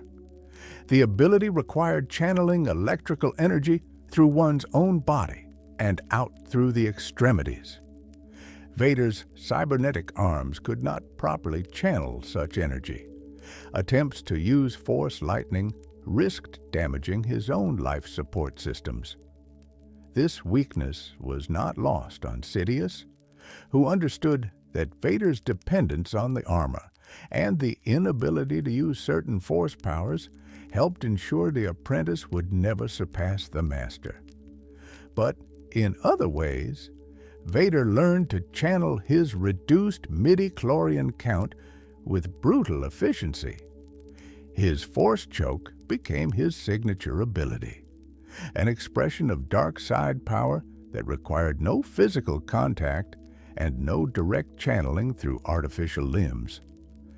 The midi-chlorians in his organic tissue reached out through the Force to constrict the throats of his victims, whether they stood before him or communicated from across the galaxy through hologram. Vader's lightsaber technique adapted to his physical limitations. Where Anakin had been acrobatic, leaping and spinning with Force-enhanced agility, Vader became methodical and overwhelming. His combat style emphasized powerful overhead strikes, using his cybernetic strength to batter through defenses. His midi-chlorians enhanced his remaining organic tissue, giving him the stamina to fight prolonged duels in armor that would have exhausted a normal being within minutes. The meditation chamber aboard Vader's flagship became a place where he could remove his helmet and connect with his MIDI-CHLORIANs in relative peace. Without the constant hiss of his respirator, without the weight of his armor, Vader could feel the Force flowing through his cells more clearly. These moments of meditation revealed the truth of his condition. He was powerful, yes, but he was also broken. The MIDI-CHLORIANs in his scarred, damaged tissue worked constantly just to keep him alive, leaving less capacity for the transcendent power he had once commanded. Vader's hunts for surviving Jedi during the Great Purge demonstrated both his remaining power and his limitations. Against most Jedi, even Masters, Vader's superior count and dark side mastery gave him decisive advantages. But when he faced truly exceptional opponents, Force users with counts approaching his own reduced level or with superior technique, the battles became difficult. Each such confrontation reminded Vader of what he had lost, fueling the rage and self-hatred that the dark side fed upon. The Emperor kept Vader's armor deliberately uncomfortable, the suit designed to cause constant low-level pain. This was not mere cruelty, though Sidious was certainly cruel. Pain, from a MIDI-CHLORIAN perspective, kept the body in a state of stress that made dark side channeling easier. Vader's MIDI-CHLORIANs, constantly responding to the pain signals from his damaged nerves and compressed organs, existed in a state of heightened dark side resonance. The suffering was literal fuel for his power. Vader's confrontations with Luke Skywalker, his own son, revealed the complexity of his MIDI-CHLORIAN legacy. Luke had inherited high Force potential from both parents. Anakin's 27,000-plus count and Padme's modest but present sensitivity combined in Luke to produce a count estimated around 19 to 20,000 per cell. This was exceptional, placing Luke in the same tier as the greatest Jedi Masters and most powerful Sith Lords. During their duel on Cloud City, Vader sensed the potential in Luke. The MIDI-CHLORIANs in his own damaged body recognized those in his son, a biological connection that transcended their confrontation. When Vader revealed his identity and offered to overthrow the Emperor together, he was offering Luke a path to help him reclaim lost potential. With Luke's unscarred, undamaged body and high count, plus Vader's dark side knowledge, together they might achieve what Vader alone no longer could. But Luke refused. The second confrontation, aboard the Death Star above Endor, forced Vader to fully engage with his son in combat. Luke's count was lower than Vader's peak had been, but Luke's body was whole, his MIDI-CHLORIANs working at full efficiency in undamaged tissue. As the duel progressed, as Luke tapped into his anger and dark side potential, Vader recognized that his son was approaching the power level that Anakin had once commanded. The critical moment came when Luke disarmed Vader, severing his cybernetic hand. In that instant, Luke stood at a crossroads much like Vader had once faced. The Emperor urged Luke to strike down his father and take his place at Sidious's side. But Luke's MIDI-CHLORIANs responded to his choice differently than Anakin's had.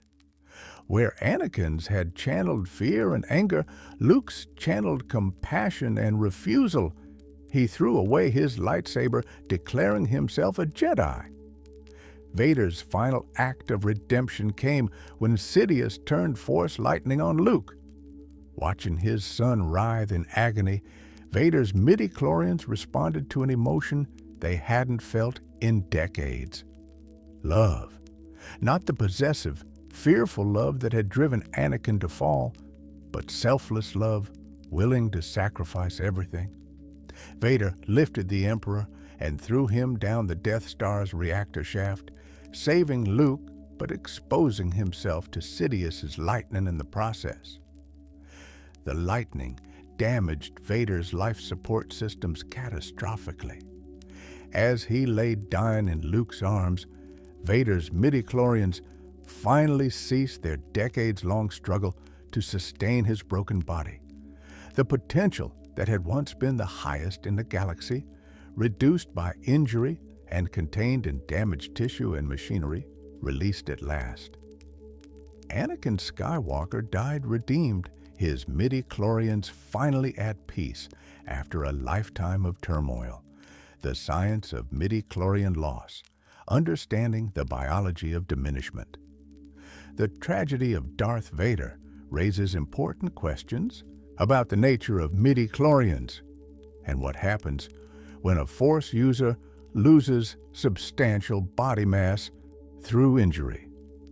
The science, such as it is for organisms that exist at the intersection of biology and cosmic force energy, suggests several key principles.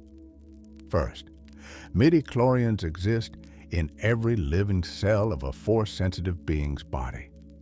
A human body contains approximately 37 trillion cells.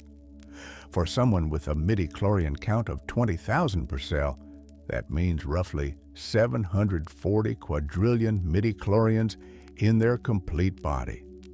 When body mass is lost through amputation or burning, the midichlorians in that lost tissue die with it. Second, midichlorian count is measured per cell, not as a total number in the body.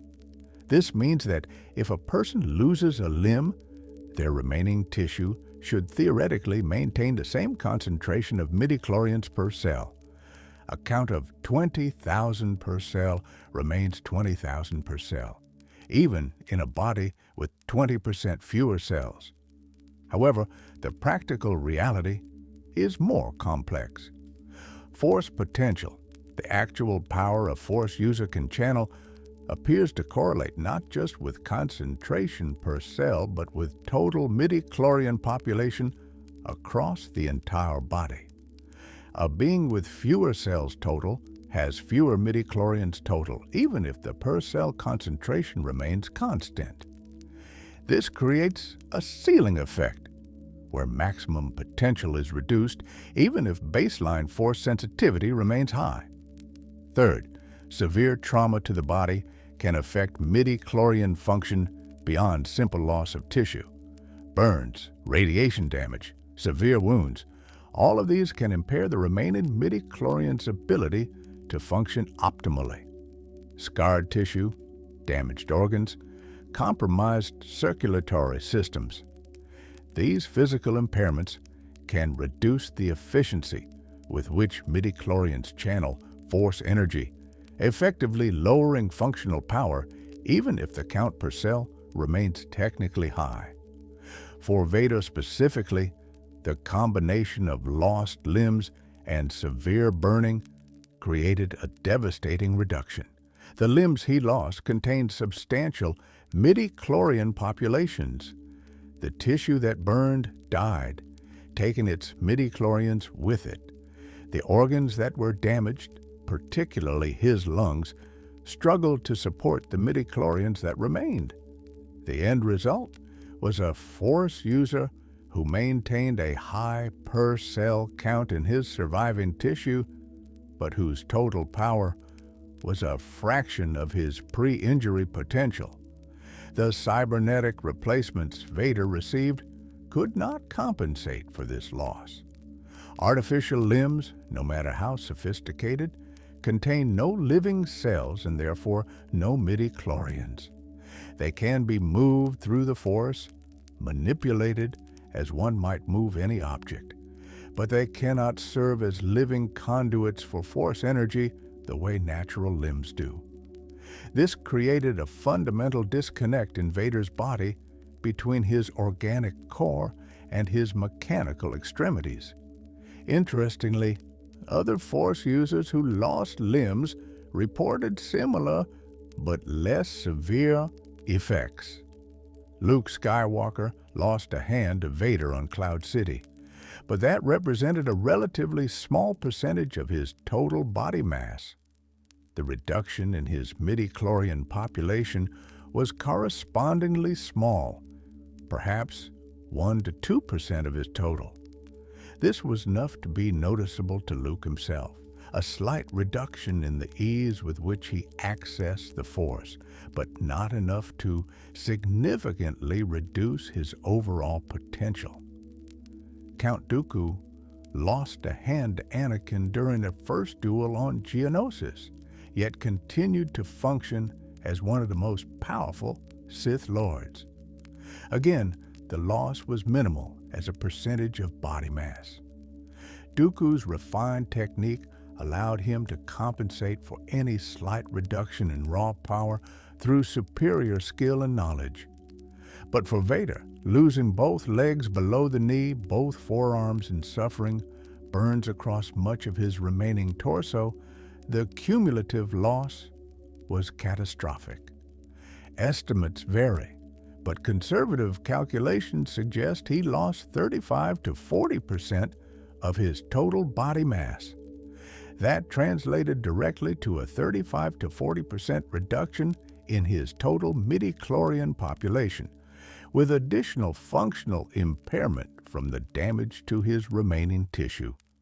The Jedi and Sith texts that survived the Purge contained scattered references to Force users who had lost limbs and noticed reductions in their power.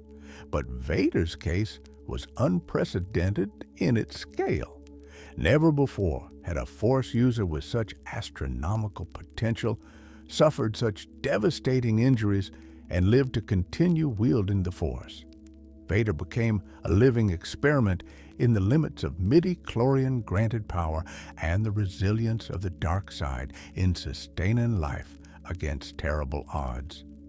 Later, Sith and dark side users, the scattered legacy.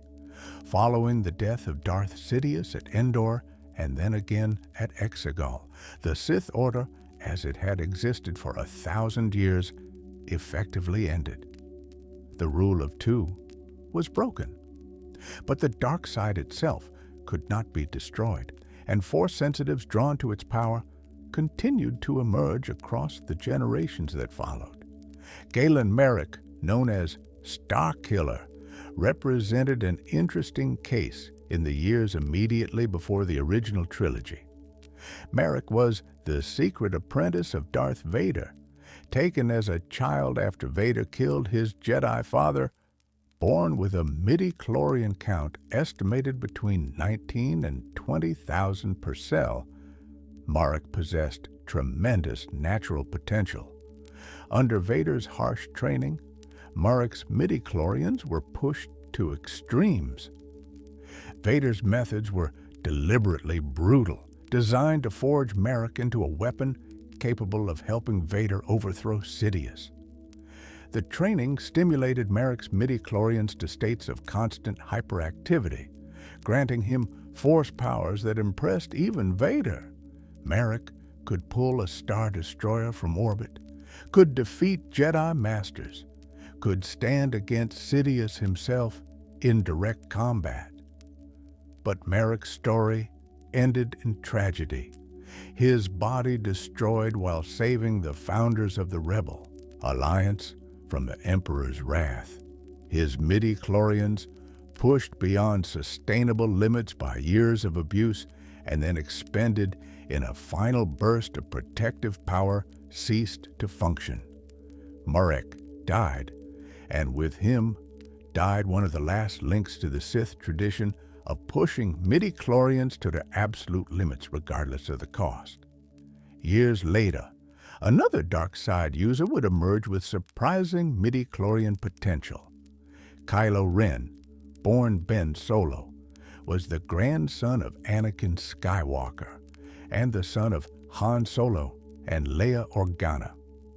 Through Leia, Ben inherited a portion of the Skywalker bloodline's astronomical Force sensitivity. His midi-chlorian count, estimated around 18 to 19,000 per cell, marked him as extraordinarily gifted, Ben's turn to the dark side, his transformation into Kylo Ren under Supreme Leader Snoke's influence, demonstrated that high midi-chlorian counts did not guarantee stability or resistance to corruption. Despite being trained by Luke Skywalker himself, despite coming from a family that had fought the dark side for generations, Ben fell.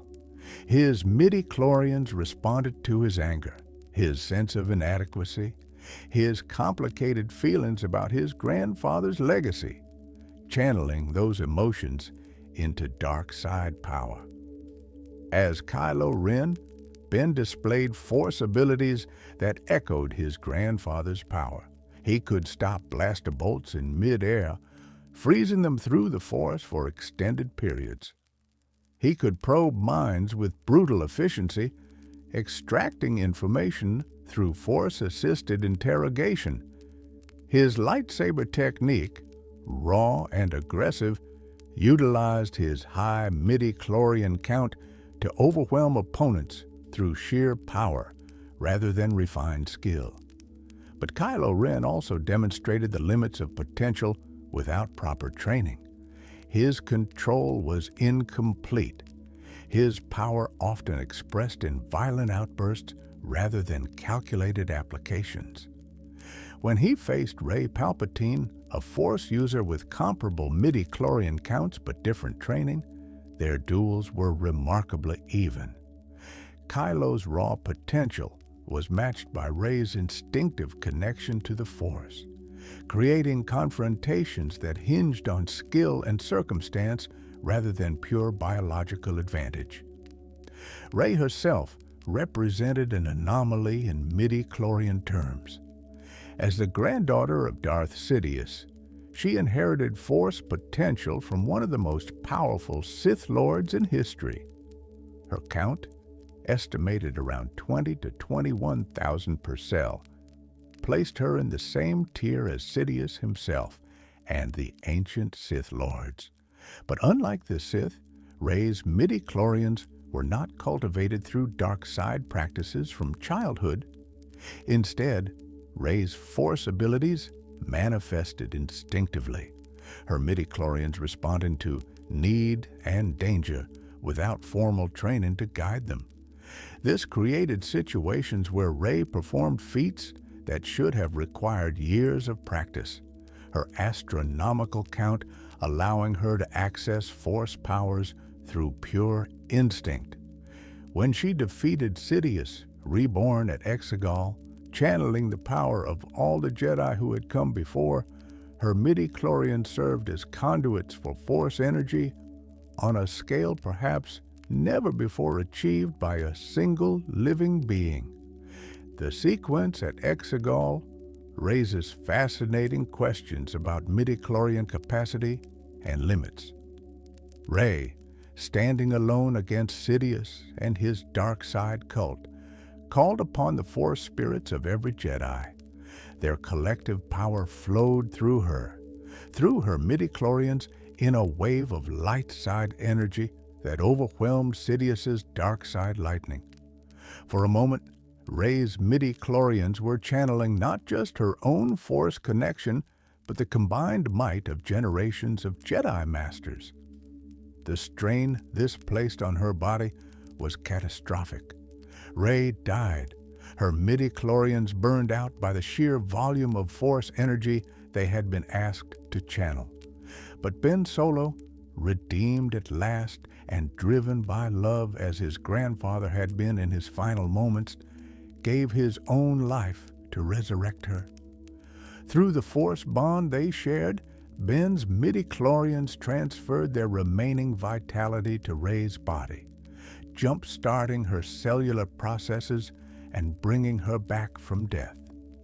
Ben's count, already depleted by his injuries and exhaustion, could not sustain this final act. He died so that Rey might live, his midi-chlorians expending their last energy in an act of supreme sacrifice.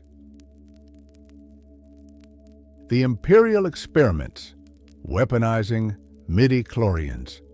Between the fall of the Jedi Order and the final defeat of the Empire, various Imperial science divisions conducted classified research into MIDI-CHLORIANS and their potential military applications. These programs, hidden even from most high-ranking Imperial officials, represented attempts to weaponize the biological basis of Force sensitivity itself. Project Necromancer, revealed in scattered Imperial documents recovered after Endor, focused on MIDI-CHLORIAN transfer and replication. The goal was to extract MIDI-CHLORIANs from Force-sensitive donors and transfer them into non-Force-sensitive subjects, creating artificial Force users who could serve the Empire. The scientists working on this project understood that MIDI-CHLORIANs existed in all living beings, but concentrated Force sensitivity required counts above a certain threshold. Early experiments attempted simple blood transfusions, transferring MIDI-CHLORIAN-rich blood from Force-sensitive donors into recipients. These experiments universally failed. The transferred MIDI-CHLORIANs either died in the new host or failed to integrate with the recipient's cellular structure. The scientists learned that MIDI-CHLORIANs were not simply organisms that could live in any host. They were symbionts, tied specifically to their original host's biology. Later iterations of the project attempted cloning approaches. Scientists would clone tissue from Force-sensitive donors, hoping to cultivate cells with high MIDI-CHLORIAN counts that could then be used for tissue grafts or organ transplants. These experiments showed more promise. Cloned tissue maintained MIDI-CHLORIAN populations at levels similar to the original donor, but when this tissue was transplanted into a different individual, the MIDI-CHLORIANs in the transplanted tissue did not communicate effectively with the MIDI-CHLORIANs in the recipient's native cells. The Force connection remained fragmented, unusable. The most successful and most disturbing experiments involved cloning entire beings. If a complete body could be cloned from a Force-sensitive donor, that clone would have MIDI-CHLORIAN counts approximating the original. This was the approach used for Sidious's resurrection bodies. The clones had high MIDI-CHLORIAN populations because they were genetically identical to Sidious. But even these bodies struggled to host his consciousness permanently. The challenge was that MIDI-CHLORIANs were not just biological organisms. They were living conduits for the Force, and the Force itself had patterns, preferences, intentions. MIDI-CHLORIANs created through cloning lacked the natural development, the lived history, the accumulated resonance with their host that naturally born MIDI-CHLORIANs possessed. They could channel Force energy, yes, but they did so less efficiently, less completely than MIDI-CHLORIANs that had grown with their host from conception. Project Harvester, another classified program, took a different approach. Rather than trying to transfer MIDI-CHLORIANs between hosts, it sought to stimulate MIDI-CHLORIAN reproduction in existing low-count individuals. The theory was that environmental factors, drugs, or Force-based treatments might convince MIDI-CHLORIANs to multiply within their current host, raising that person's count and Force sensitivity. Experiments involved exposing test subjects to dark side nexuses, places where the Force concentrated in its destructive aspects. Some subjects showed temporary increases in MIDI-CHLORIAN activity. Their organisms responded to the dense Force energy by multiplying more rapidly. But these effects were transient. When removed from the nexus, the MIDI-CHLORIAN populations returned to baseline levels. It seemed that MIDI-CHLORIANS naturally regulated their own populations within a host, maintaining counts that were genetically predetermined rather than environmentally influenced. Drug treatments attempted to chemically stimulate MIDI-CHLORIAN reproduction using compounds that affected cellular mitosis rates. These experiments resulted in increased cell division, yes, but the new cells did not contain proportionally more MIDI-CHLORIANs. The organisms divided along with their host cells, maintaining constant counts per cell rather than multiplying to higher concentrations. The most extreme experiments involved exposing subjects to concentrated force energy harvested from force-sensitive individuals who were drained through dark side rituals. This approach attempted to saturate the subject's body with force energy in hopes of attracting or cultivating more MIDI-CHLORIANs. Some subjects reported temporary sensations of force connection, brief moments where they could sense things beyond normal perception. But these effects faded quickly. An autopsy of deceased subjects showed no significant increases in MIDI-CHLORIAN populations. The Imperial research ultimately concluded that MIDI-CHLORIAN counts were largely fixed at birth, determined by genetic factors and possibly by the will of the Force itself.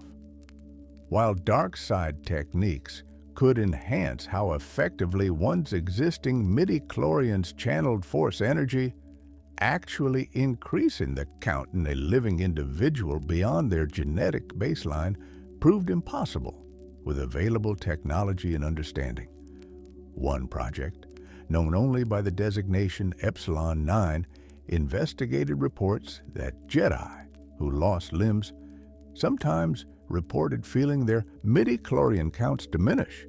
The research aimed to develop prosthetics that could somehow house living tissue with MIDI-CHLORIANs, creating artificial limbs that would not reduce a Force user's total population. The technical challenges proved insurmountable.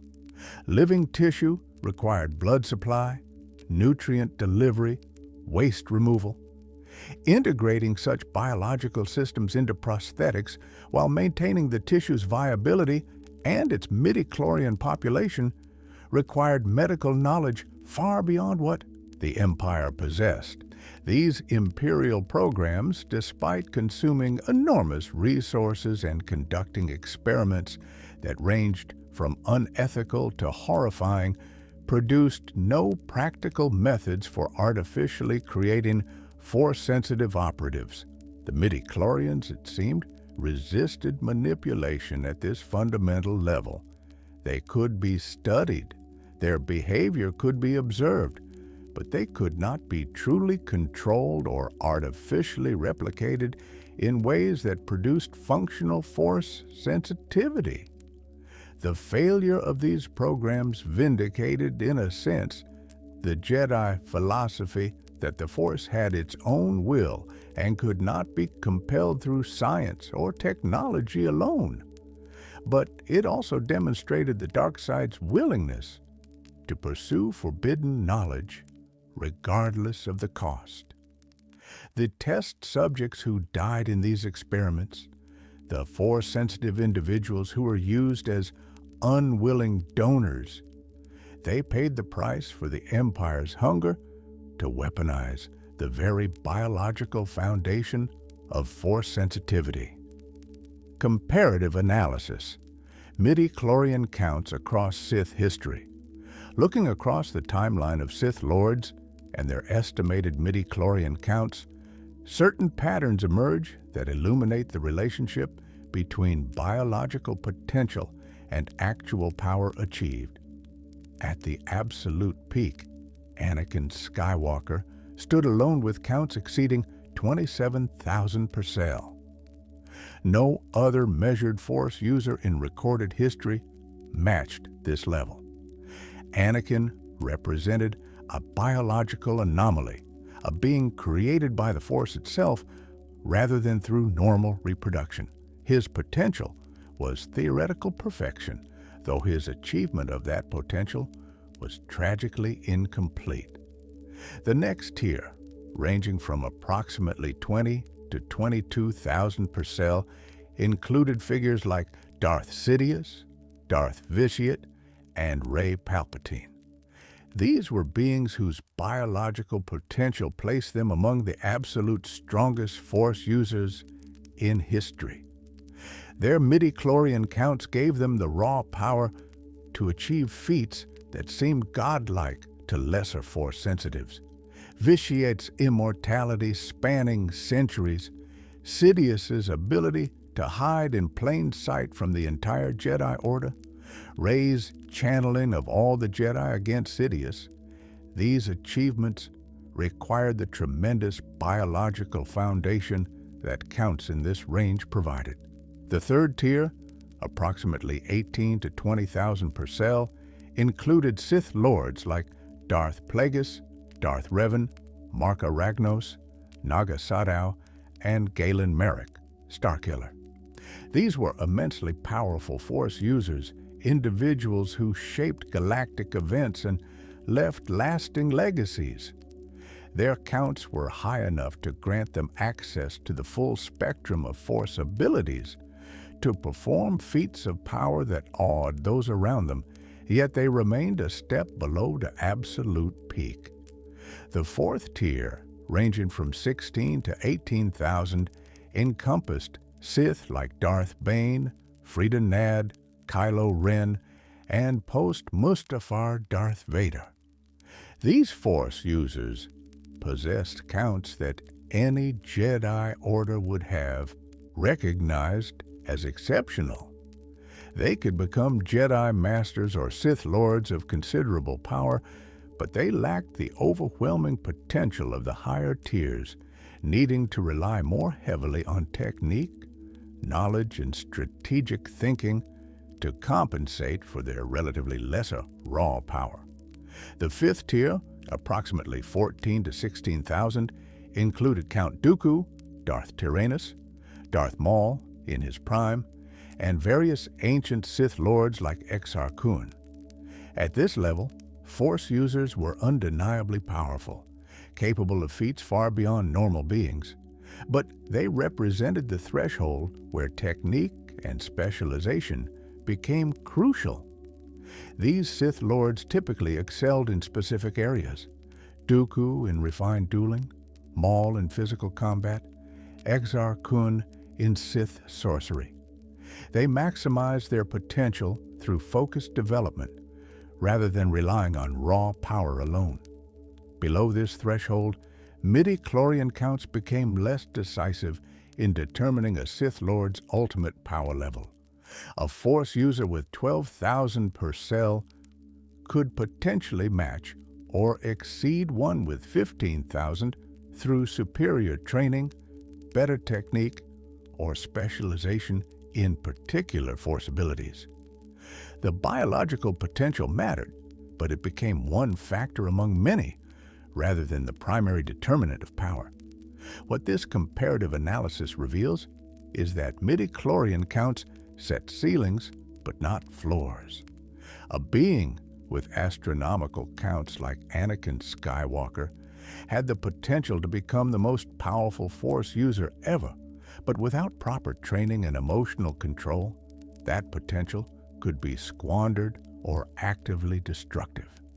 Conversely, a Sith Lord with a count of 15,000 who fully mastered their potential could achieve more in practical terms than one with 20,000 who failed to develop their abilities completely.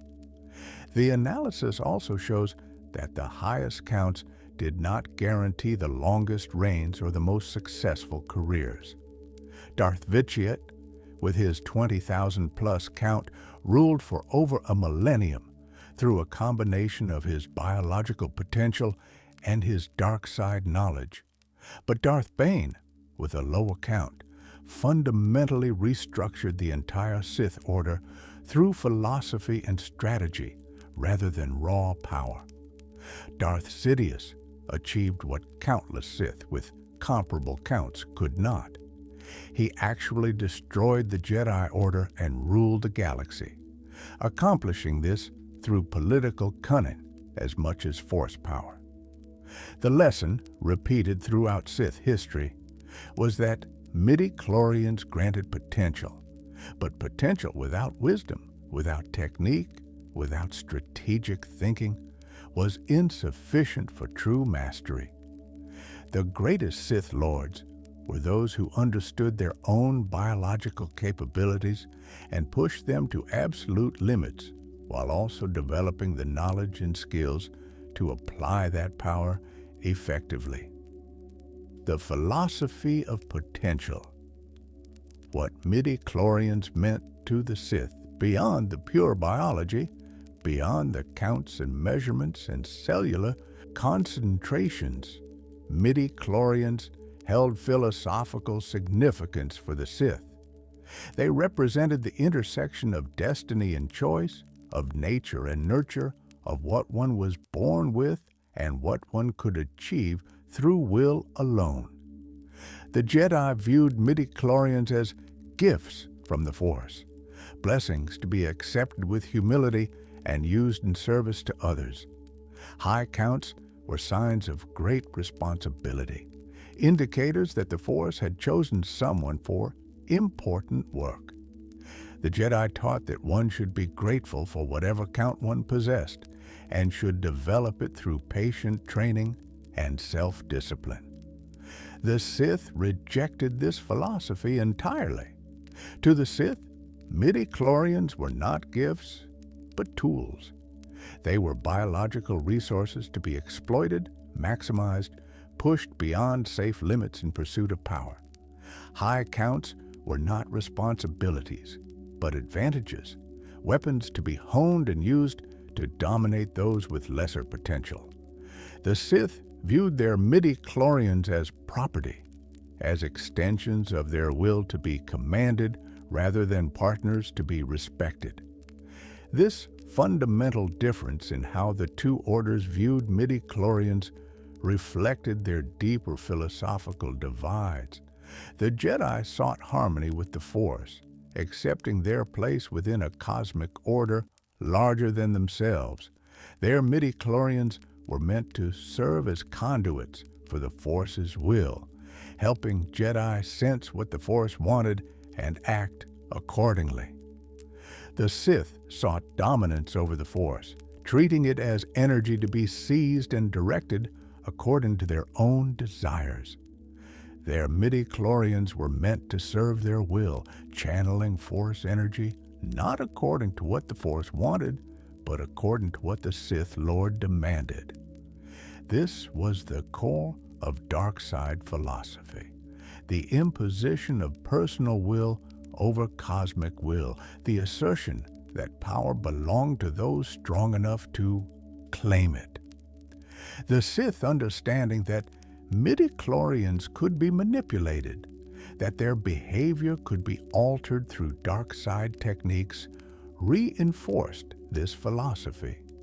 If the MIDI-CHLORIANS could be commanded to reproduce, to channel energy in specific ways, to even create life itself, then they were proven to be tools rather than sacred partners. The dark side was the means by which a sufficiently strong-willed individual could overcome the limitations that MIDI-CHLORIANS seemingly imposed. Darth Plagueis' experiments represented the ultimate expression of this philosophy. By learning to manipulate MIDI-CHLORIANS directly, by commanding them to prevent death and create life, Plagueis sought to prove that the Sith understanding was correct. The Force was not a mystical, unknowable power. It was a phenomenon rooted in biology, in the behavior of microscopic organisms, and those organisms could be controlled by one with sufficient knowledge and will. The irony was that Plagueis' most successful manipulation, the creation of Anakin Skywalker, actually vindicated the Jedi philosophy. The Force itself responded to the Sith's manipulation by creating a being designed to destroy them. The MIDI-CHLORIANS, pushed to create life by Plagueis dark side techniques, created the Chosen One, who would eventually bring balance by eliminating the Sith. The tools the Sith thought they controlled were actually serving a larger purpose beyond any individual's will. This raises perhaps the deepest question about MIDI-CHLORIANS and their relationship to the Sith. Were the Sith ever truly in control?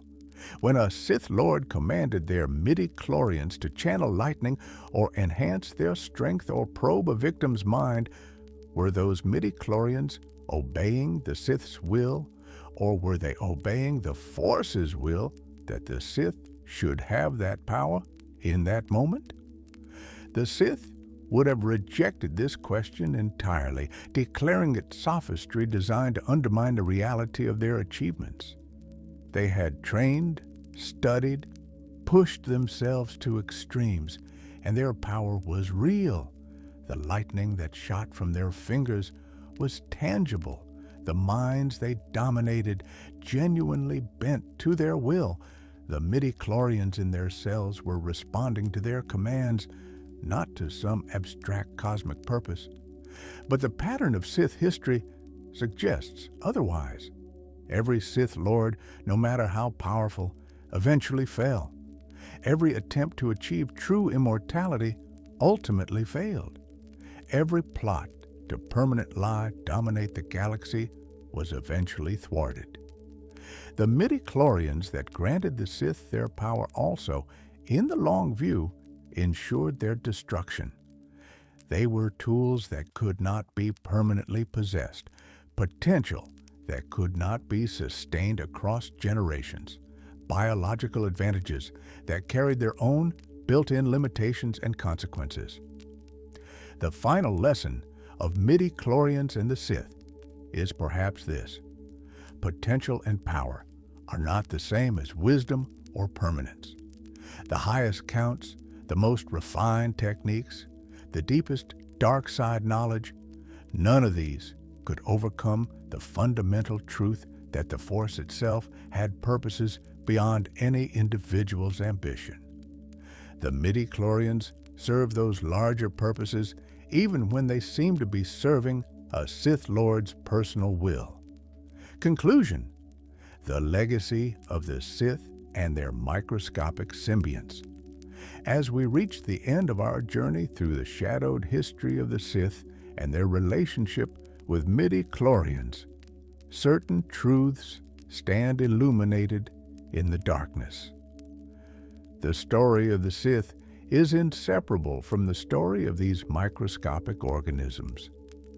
Every Force lightning that arced through the air, every mind dominated, every impossible feat of strength or prescience, all of it flowed through MIDI-CHLORIANS responding to their hosts' dark side training. The highest counts in history belong to beings whose lives became legends. Anakin Skywalker, with his unprecedented 27,000 per cell, Darth Sidious and Darth Vitiate, with their 20,000 plus counts that sustained them through decades or centuries of dark side mastery. These were numbers that represented potential so vast it seemed limitless. Yet all of these beings ultimately fell, their MIDI-CHLORIANS finally ceasing to channel the Force as death claimed them. The Sith Lords who achieved the most were not always those with the highest counts. Darth Bane restructured the Sith Order with a count of 17 to 18,000. Darth Sidious conquered the galaxy with political cunning as much as Force power. Darth Plagueis advanced the understanding of MIDI-CHLORIANS further than anyone before him, despite having a count lower than several of his predecessors. Their achievements demonstrated that what one did with their potential mattered as much as the potential itself. The tragedy of diminished potential exemplified by Darth Vader's loss of 40% of his midi-chlorian population on Mustafar, revealed the fragility underlying even the strongest Force users. No amount of dark side mastery could restore lost tissue or revive dead midi-chlorians. The biological foundation of Force power, once damaged, could not be fully repaired. Vader lived the rest of his life as a warning. Power could be taken away, potential could be destroyed, and all the dark side knowledge in the galaxy could not undo certain losses. The Imperial experiments to weaponize midi-chlorians ended in failure, demonstrating that these organisms resisted crude manipulation at the species level. They could be studied, their behavior observed and recorded, but they could not be mass-produced or artificially instilled in individuals who lacked natural Force sensitivity. The midi-chlorians themselves seemed to possess a will, or served a will, that transcended any empire's ambitions. For those who fall asleep to these tales of darkness and power, the story of midi-chlorians and the Sith offers both wonder and warning. Wonder at the biological mechanisms that make Force powers possible, at the tiny symbionts living in every cell of Force-sensitive beings, channeling cosmic energies through mortal flesh. Warning that potential without wisdom leads to tragedy, that power without purpose ultimately self-destructs, that even the highest midi-chlorian counts in history could not save their possessors from the consequences of their choices. The Sith are gone now, the last of them destroyed when Darth Sidious fell at Exegol, and his apprentice Ben Solo sacrificed himself to save Rey. But the midi-chlorians remain, existing in every living cell of every being in the galaxy. They persist in Force-sensitive bloodlines, waiting for new generations to discover their potential. They channel the Force still, connecting the biological to the cosmic, the material to the mystical, life to the energy field that binds all existence together. Perhaps, in the end, that is the ultimate truth about midi-chlorians and the Sith. The Sith sought to command them, to bend them to personal will, to use them as instruments of domination and power. But the midi-chlorians, tiny as they are, outlasted every Sith Lord who tried to master them. They served the Force's purposes even when they seemed to serve the Sith's ambitions. They granted power, yes, but they could not be truly conquered. Sleep now, with visions of these microscopic organisms floating through your mind. Imagine them swimming through cells, ancient as a galaxy itself, intelligent in ways we barely understand, bridging the gap between flesh and Force. Dream of the Sith Lords, whose bodies housed trillions upon trillions of these tiny symbionts, who pushed them to limits that biology should not support, who sought through them to achieve immortality and absolute power. And know that the story of midi-chlorians continues, in Force-sensitive children yet unborn, in bloodlines that carry the potential for great power, in the eternal dance between the biological and the mystical that defines Force users throughout the galaxy. The Sith may be gone, but the midi-chlorians remain, patient and persistent, serving the will of the Force across generations, waiting for the next chapter in the endless story of power and potential, darkness and light, ambition and destiny. If you enjoyed this deep dive into the biological foundations of Sith power, if you found yourself fascinated by the interplay between midi-chlorians and the dark side of the Force, please like this video and subscribe to Sith Lore for more comprehensive explorations of Star Wars' darkest corners. Share your thoughts in the comments below. Which Sith Lord's midi-chlorian count surprised you most? Do you think Darth Vader could have reached his full potential if he hadn't been injured on Mustafar? What other aspects of Sith biology and dark side science would you like us to explore? Until next time, may the Force serve you well, whatever your count may be. Sleep well and dream of the power that flows through every living cell, the potential that waits to be discovered, the microscopic organisms that make the impossible possible. This has been Sith Lore, exploring the shadows where biology and the Force intersect. Rest now in the darkness and know that within you, as within all living beings, the MIDI-CHLORIANS keep their eternal vigil, bridging matter and energy, life and the Force, the mundane and the extraordinary. May your dreams be filled with the wonders of a galaxy far, far away.